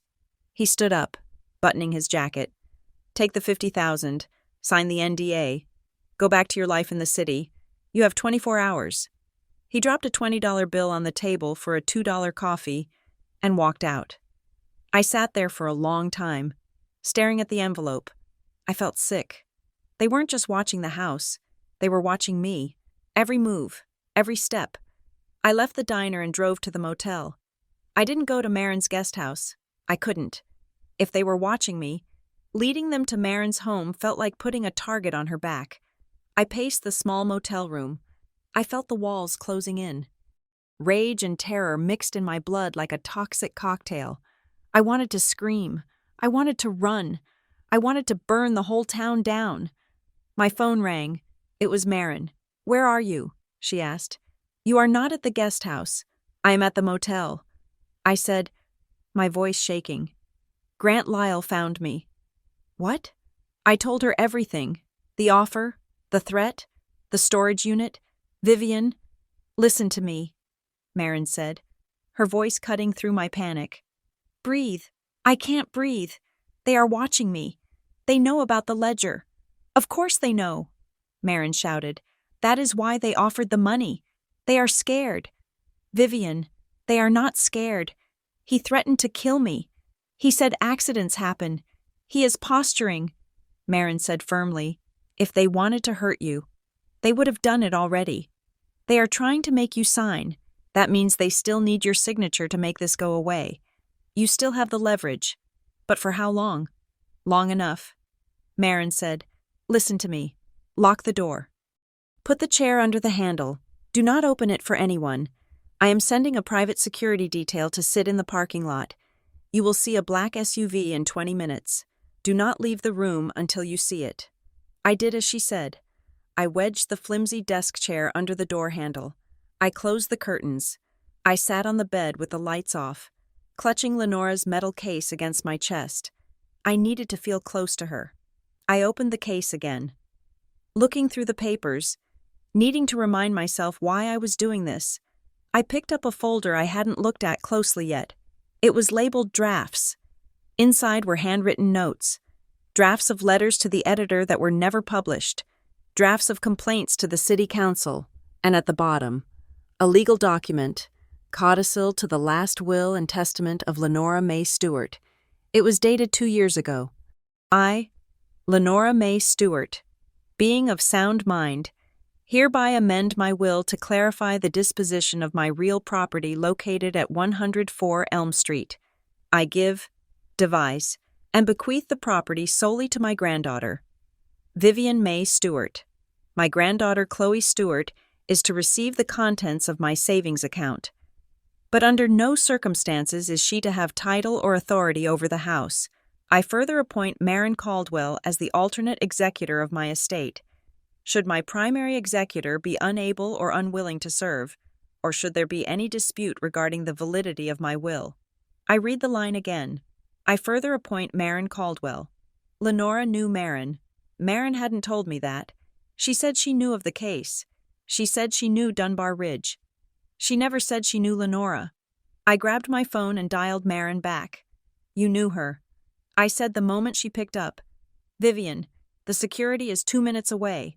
"You knew Lenora," I shouted. "I found the codicil." "She named you backup executor. Why didn't you tell me?" There was silence on the line. "I didn't tell you because I didn't want you to trust me just because she did." Marin said softly, "I wanted you to trust me because I am good at my job." "How did you know her?" Marin sighed. It sounded like a heavy, old sound. 5 years ago, I represented the Miller family, the first family Dunbar Ridge destroyed. They lost everything. I lost the case. It was humiliating.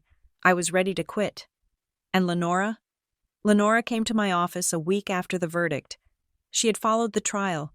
She brought me a box of cookies and a file. She said, "You are the only one who fought for them. One day, I am going to need you to fight for me." I felt tears pricking my eyes. She has been sending me documents for years. "Vivian," Marin continued, "every time she found something new, a weird permit, a suspicious check, she mailed me a copy. She told me, 'Protect Vivian when the time comes. She is strong, but she doesn't know how the wolves hunt.'" She was protecting me. I whispered, "We were both protecting you." Marin said, "Now, let me do my job. Look out the window. Is the SUV there?" I peeked through the curtain. A black SUV was pulling into the spot directly in front of my door. A large man got out and leaned against the hood, crossing his arms. "He is here," I said. "Good. Try to sleep. Tomorrow, we go to court." I didn't sleep. I lay on the bed, staring at the ceiling, thinking about Lenora and Marin plotting in secret to save a house that was already doomed. It was nearly 2 a.m. when a soft knock came at the door. I froze. "Viv?" a voice whispered. "Vivian, please, open up." It was Chloe. I crept to the window and looked out. Chloe was standing there, shivering in the cold.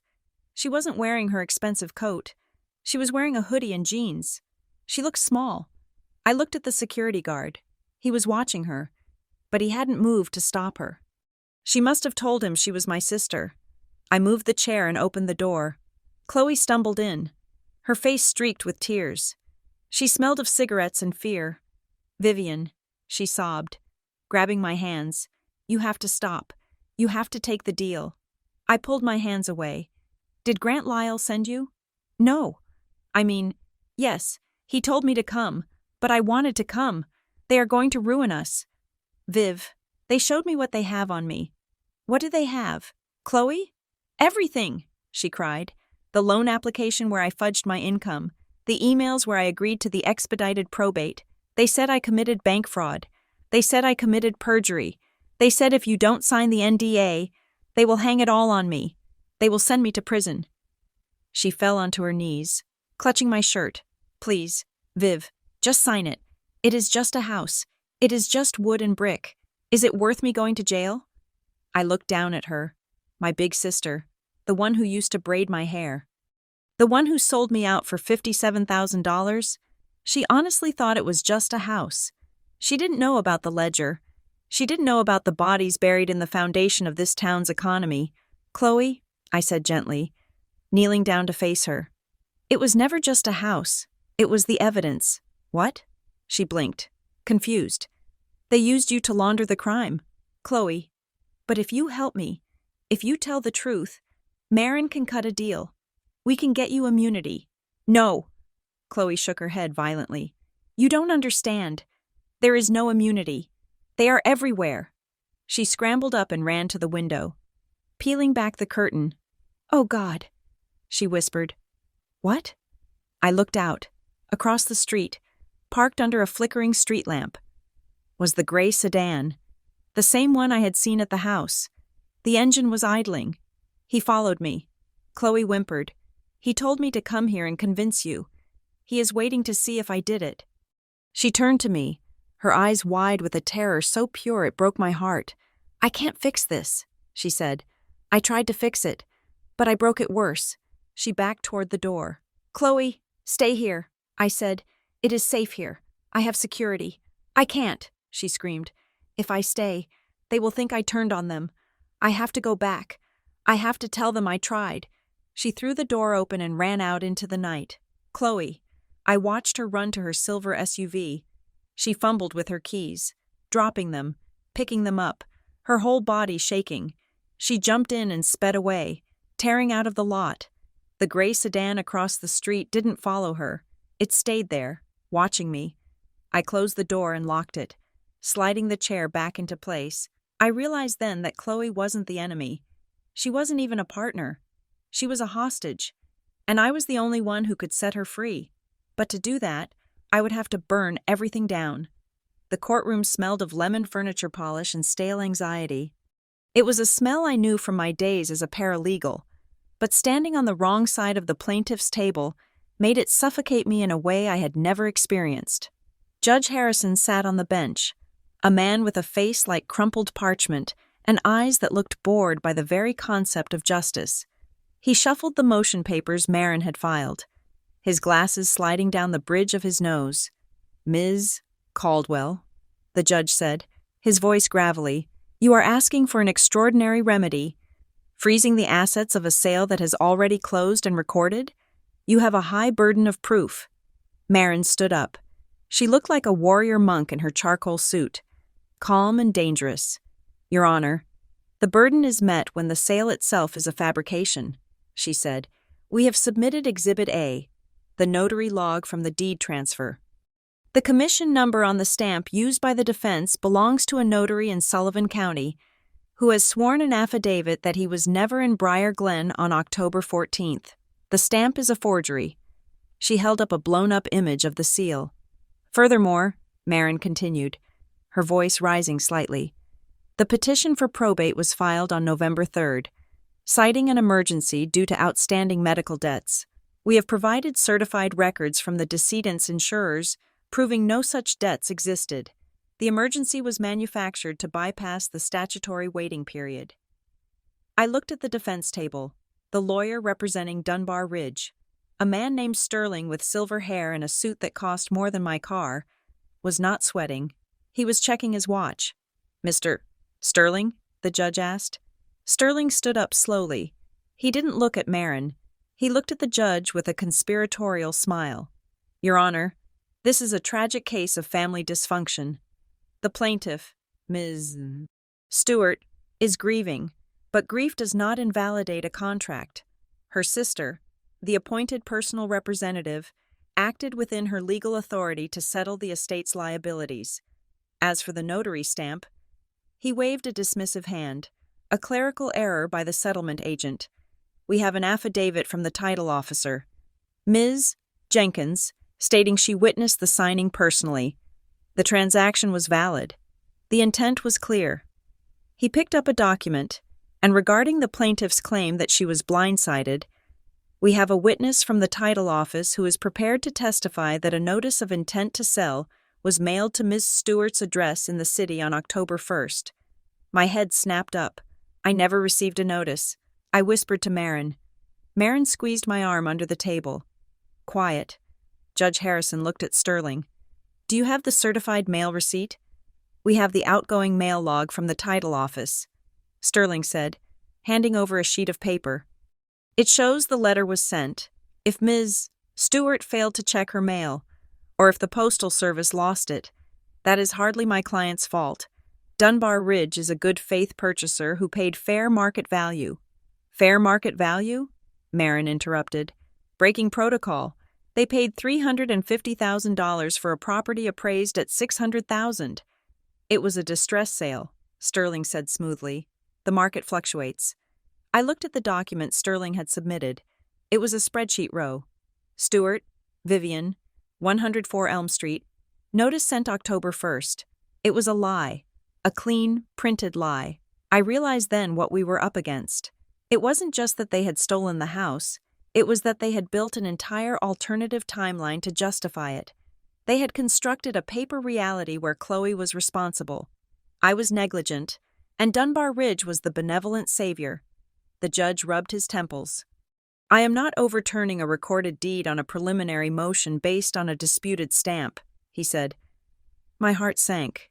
However, he added, glancing at Marin's evidence, the inconsistencies regarding the medical debts are troubling. I am granting the motion for expedited discovery. I want depositions scheduled within 30 days, and I am issuing a temporary preservation order on the property. No demolition, no renovation.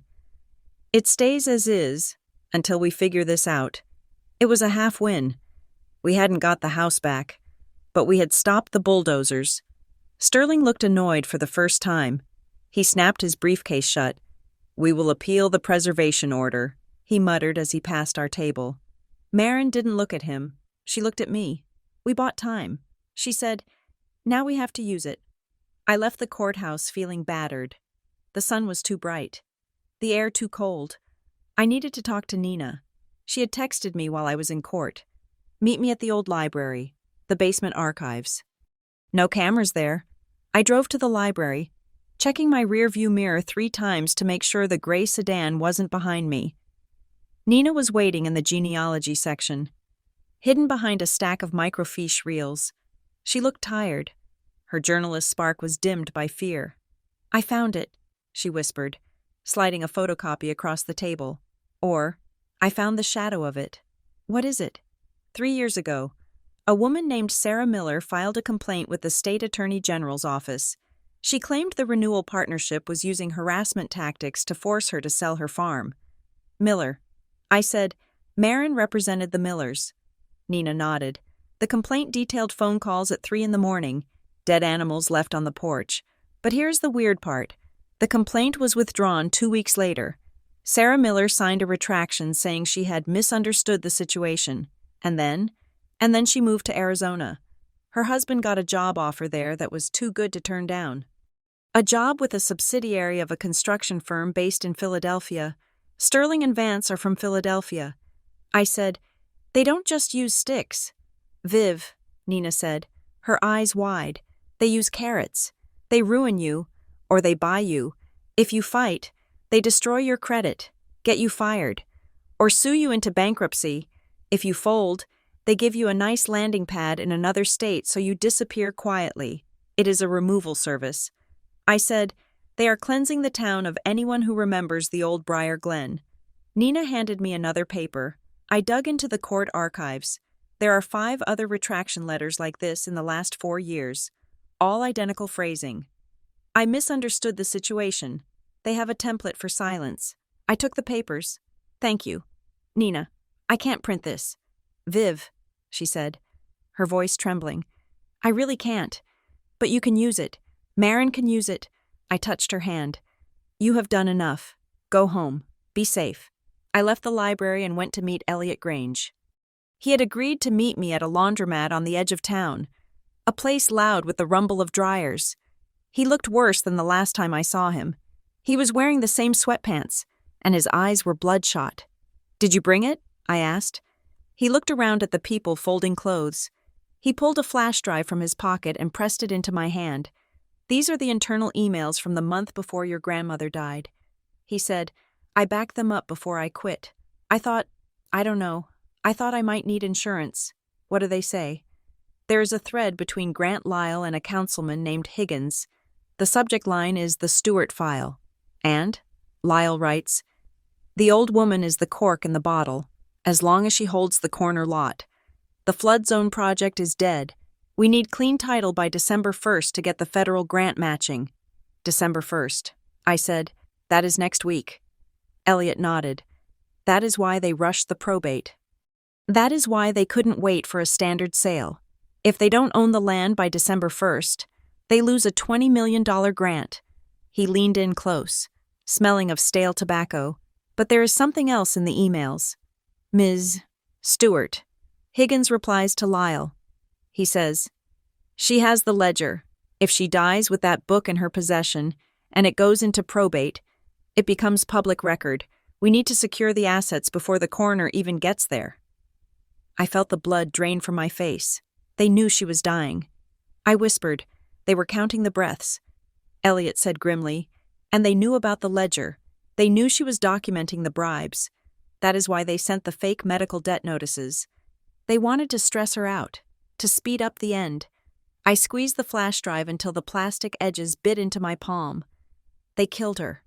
I said, "Maybe not with a gun, or poison, but they hounded her to death." Elliot looked at the floor. "Why do you think I left?" he mumbled. "I can handle cooking books. I can't handle that."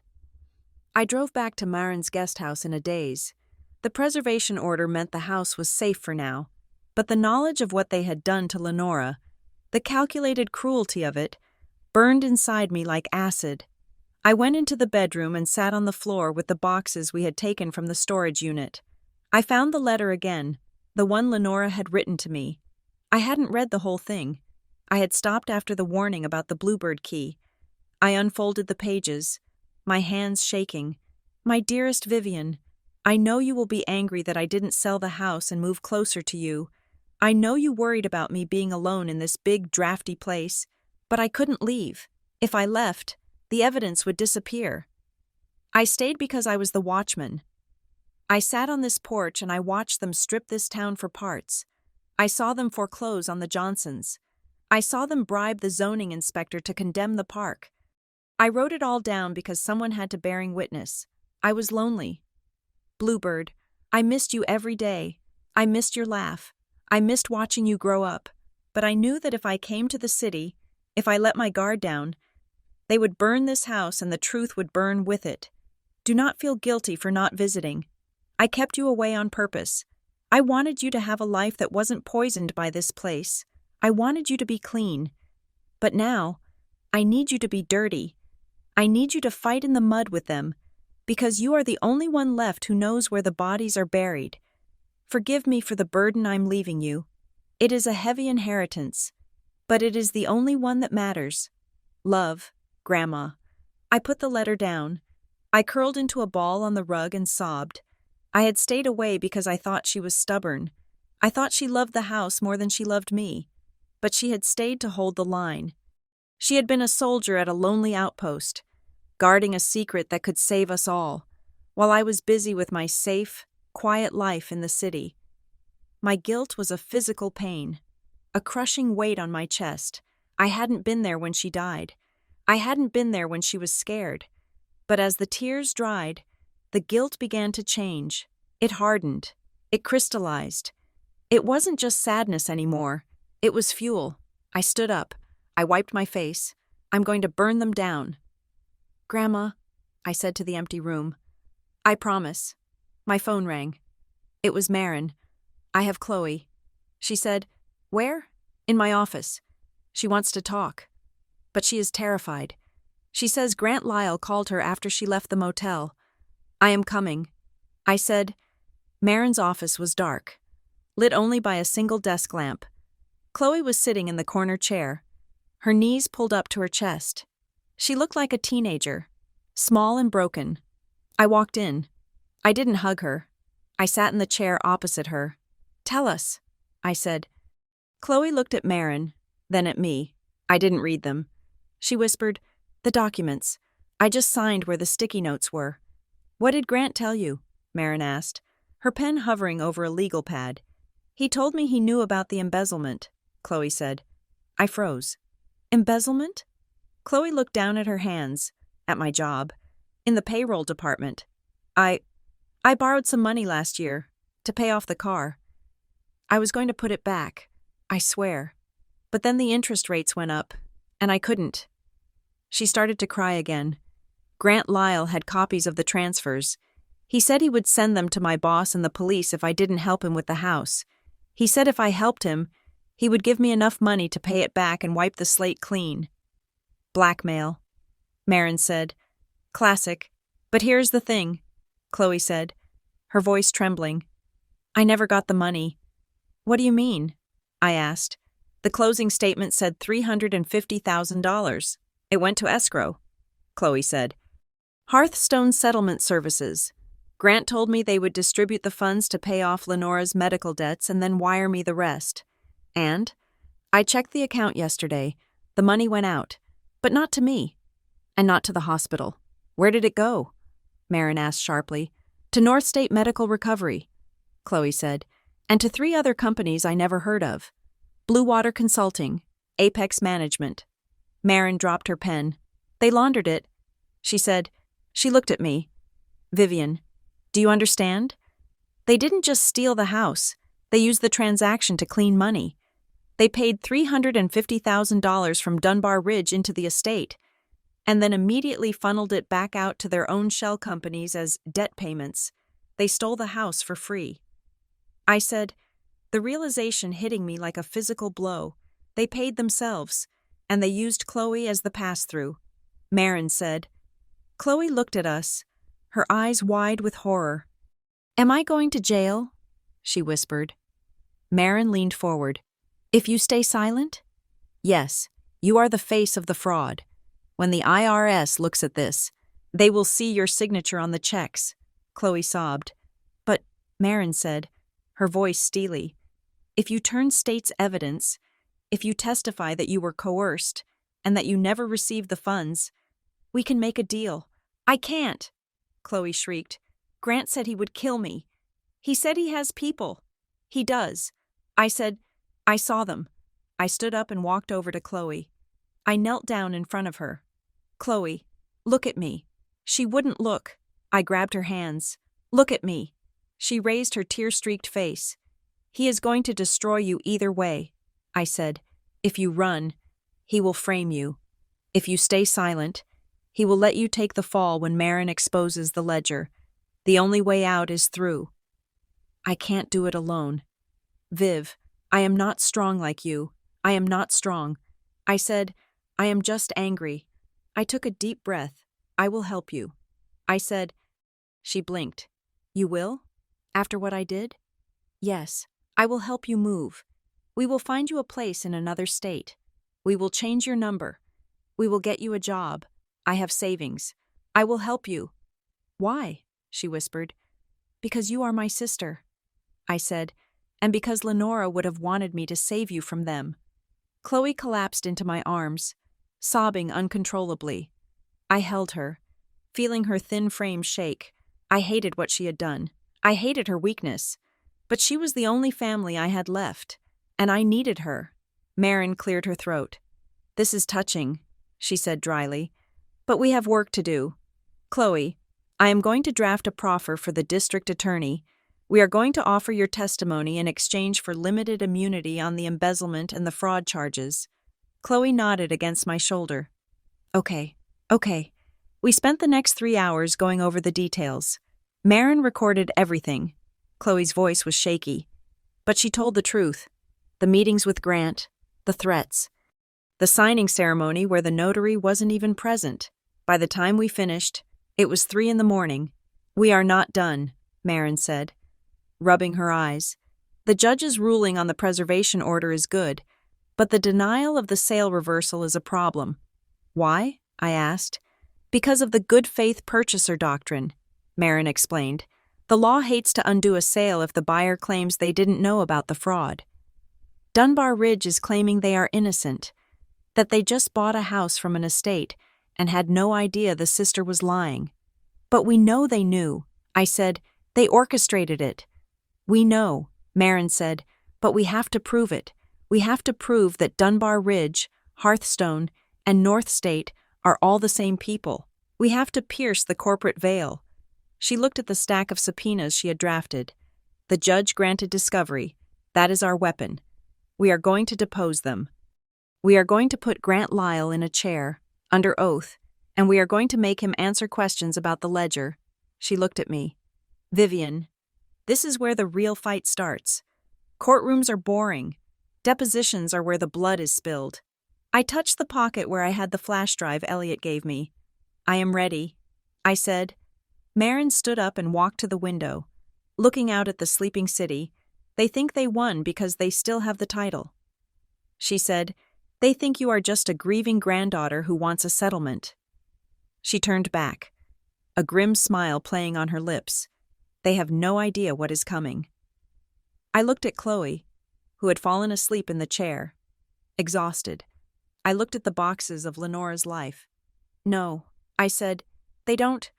I walked over to the map on the wall, the one with the red pins. I pulled the pin out of Lenora's house. I'm taking it back, I whispered. The legal setback from the morning felt distant now. The judge had said no to an immediate fix, but he had handed us a sledgehammer called Discovery, and I had the blueprints to the building I needed to demolish. Marin handed me a file. Go get some sleep. Vivian, tomorrow we serve the subpoenas, and tomorrow we move Chloe to a safe house. I took the file. One more thing. I said, what? I want to be the one to serve Grant Lyle. Marin looked at me. It was dangerous. It was personal. She smiled. Technically, a party to the suit can't serve process, she said, but you can be there when the process server hands it to him. Good, I said. I want to see his face. I walked out into the cold night air. The wind had picked up, stripping the last dead leaves from the trees. Winter was coming to Briar Glen, but for the first time since I arrived, I didn't feel the cold. I felt the heat of the fire Lenora had lit, and I was ready to let it burn.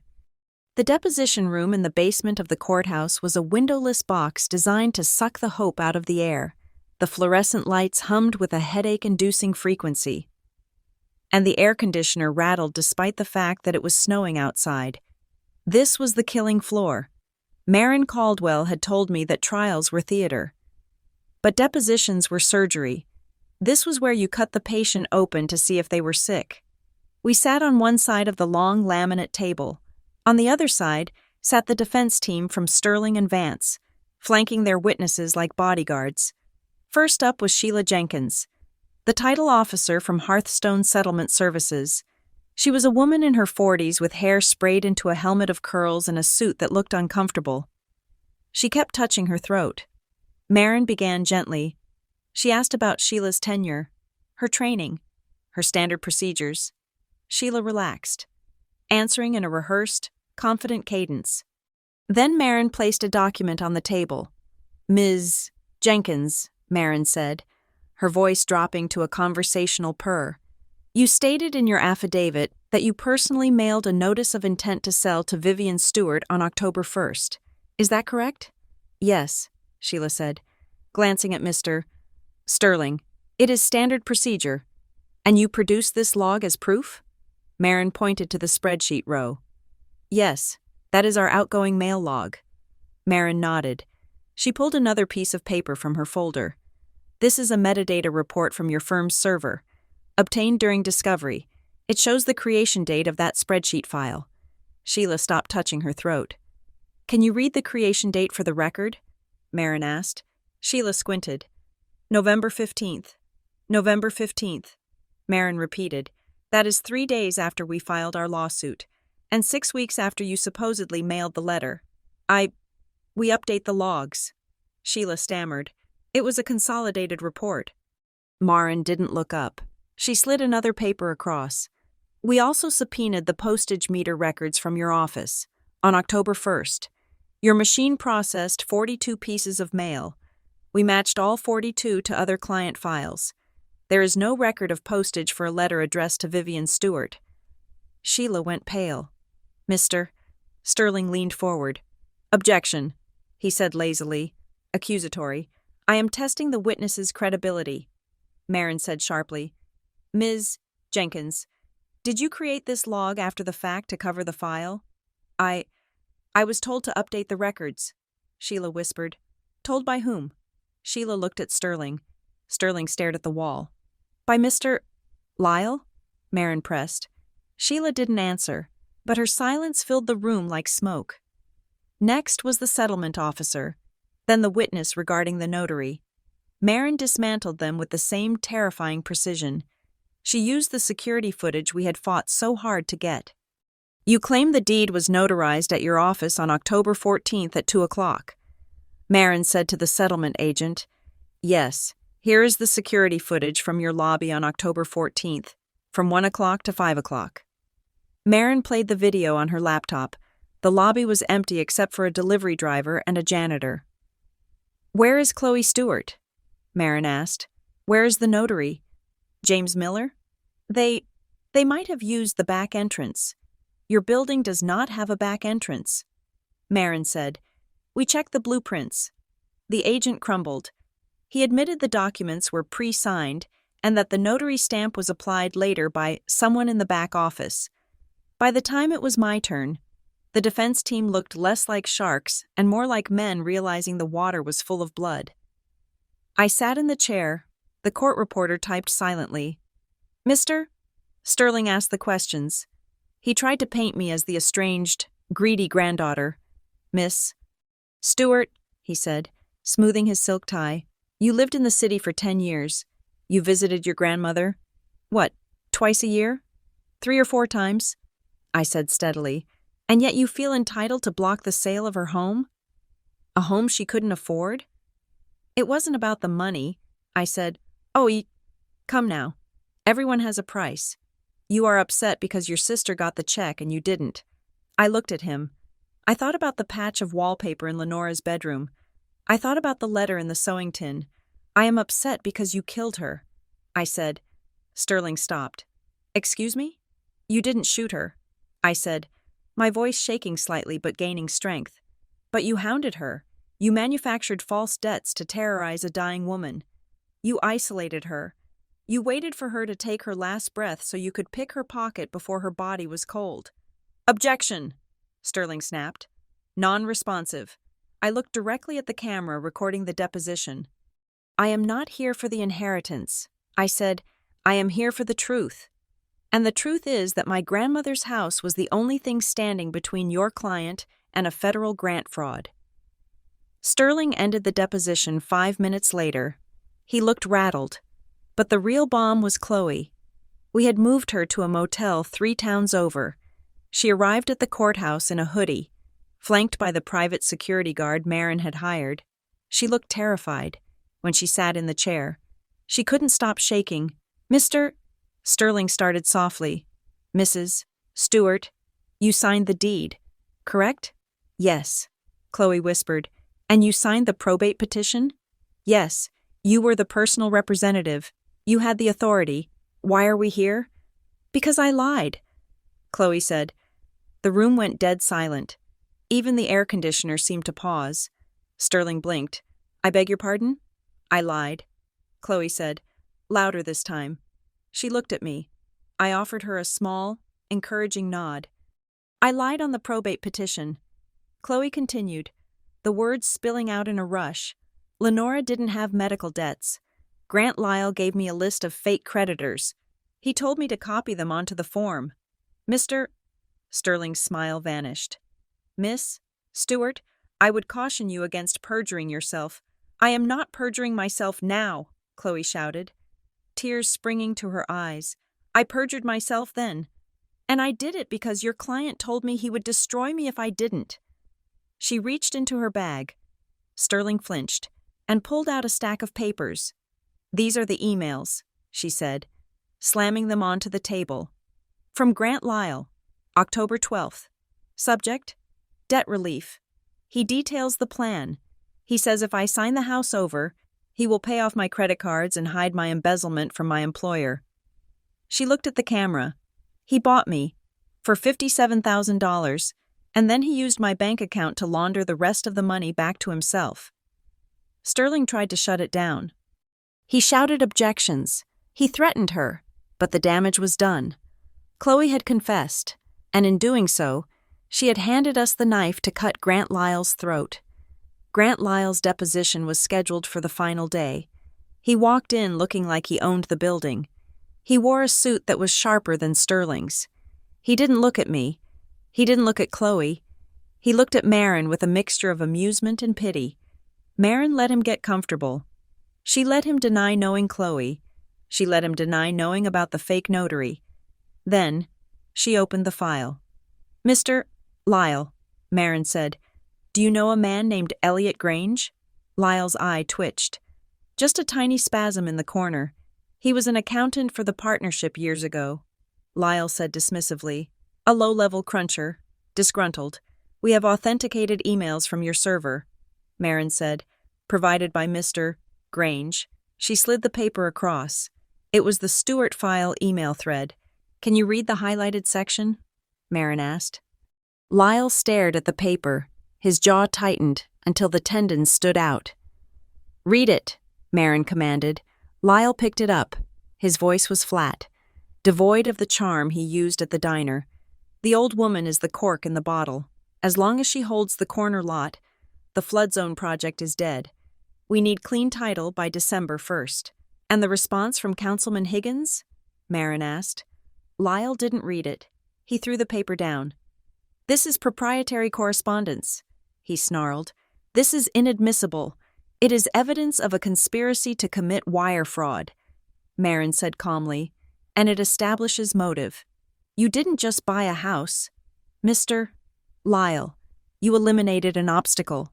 She reached into her briefcase and pulled out the ledger. Lenora's black book. She placed it on the table with a heavy thud. "Do you recognize this?"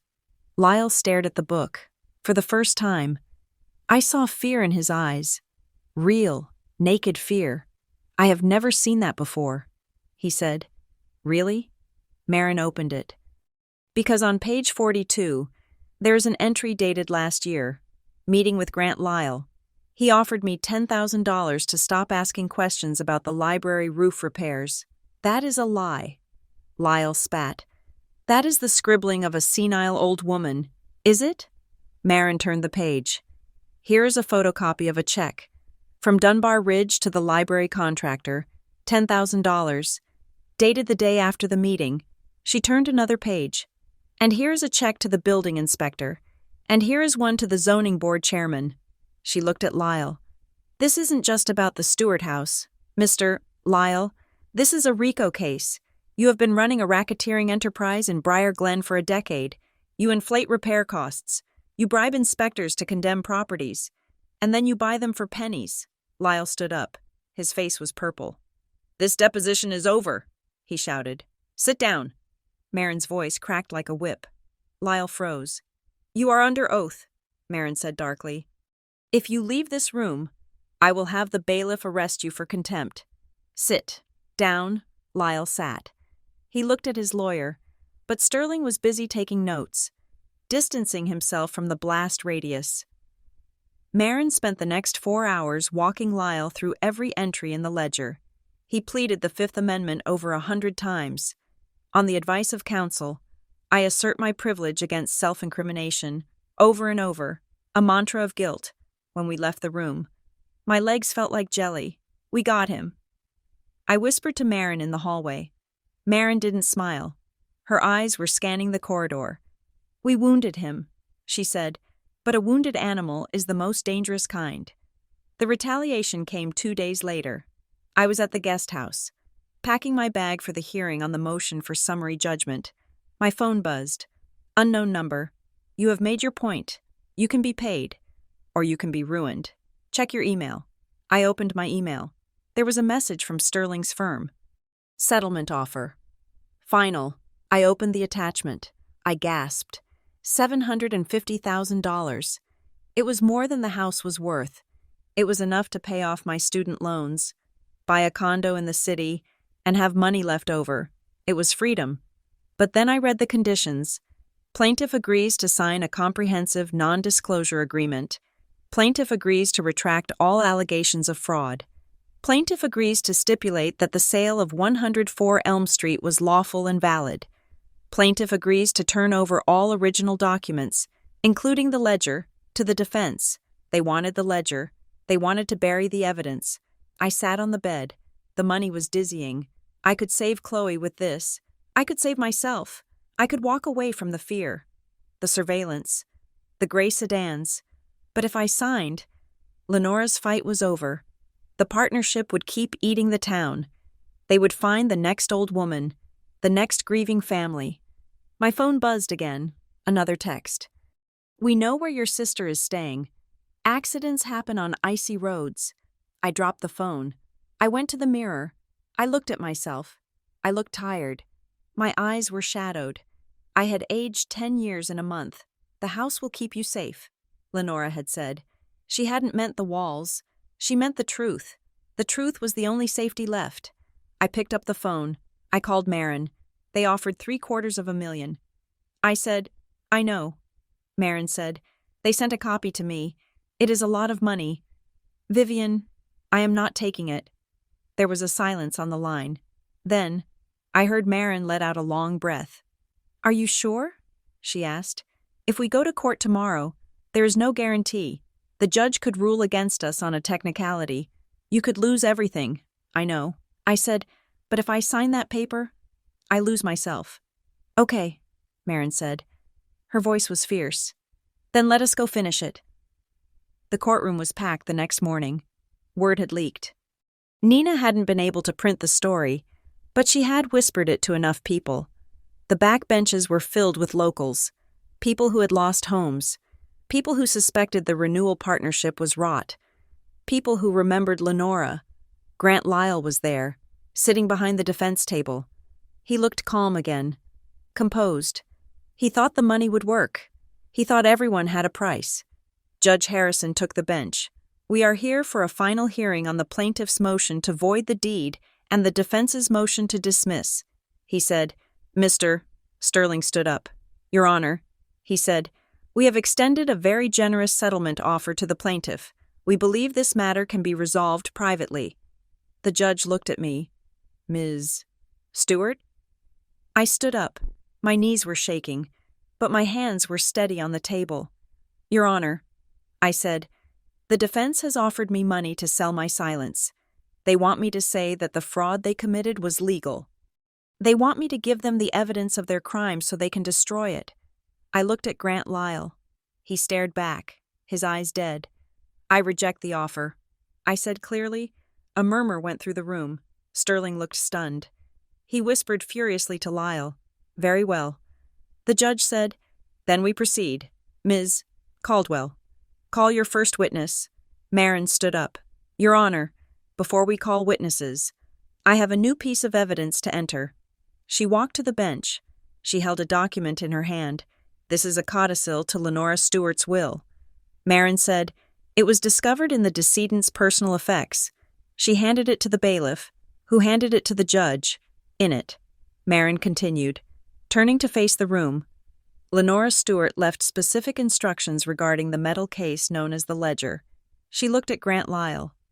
The instruction reads, if my granddaughter, Vivian Stewart, ever goes silent, if she settles, disappears, or dies before this truth is public, my executor is instructed to deliver copies of this ledger to the FBI, the State Attorney General, and the New York Times. Lyle's face went white. Marin paused for effect.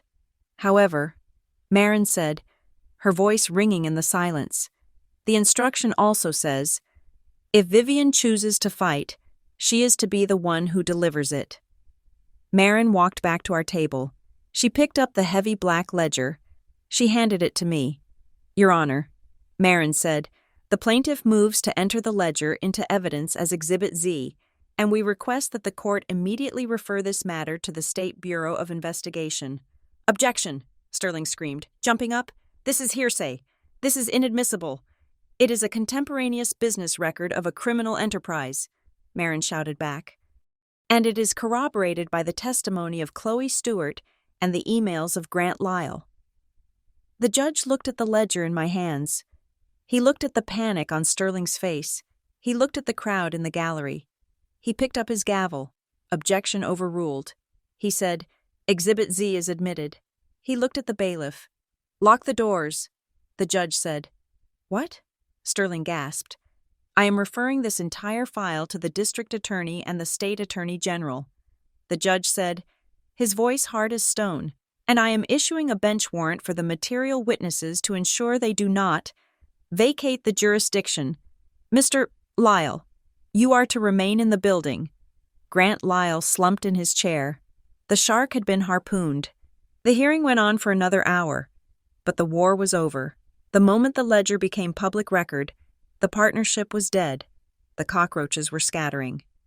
When the judge finally banged the gavel to adjourn, ordering a recess while the investigators arrived, I didn't feel triumph.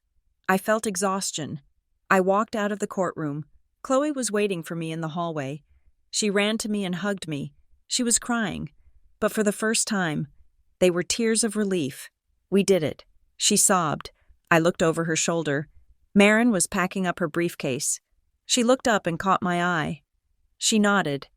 A single, sharp dip of her chin. Respect. I walked out of the courthouse and onto the steps. It was snowing. Big, fat flakes that covered the grime of the city in a clean, white blanket. The gray sedan was gone. I took a deep breath of the cold air. I knew the fight wasn't completely over. There would be appeals. There would be trials. Dunbar Ridge had deep pockets, and they would drag this out for years. I might not get the house back for a long time. I might never live in it again.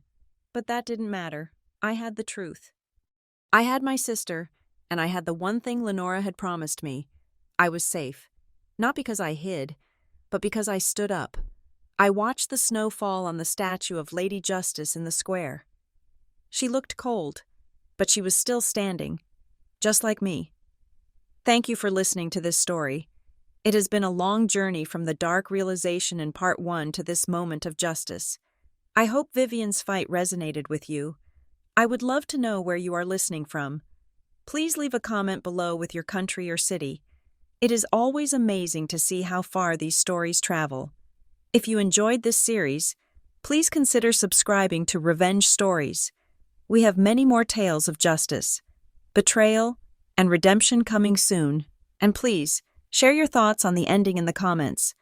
Did Vivian make the right choice turning down the money? What would you have done? Until next time, stay safe and trust your instincts.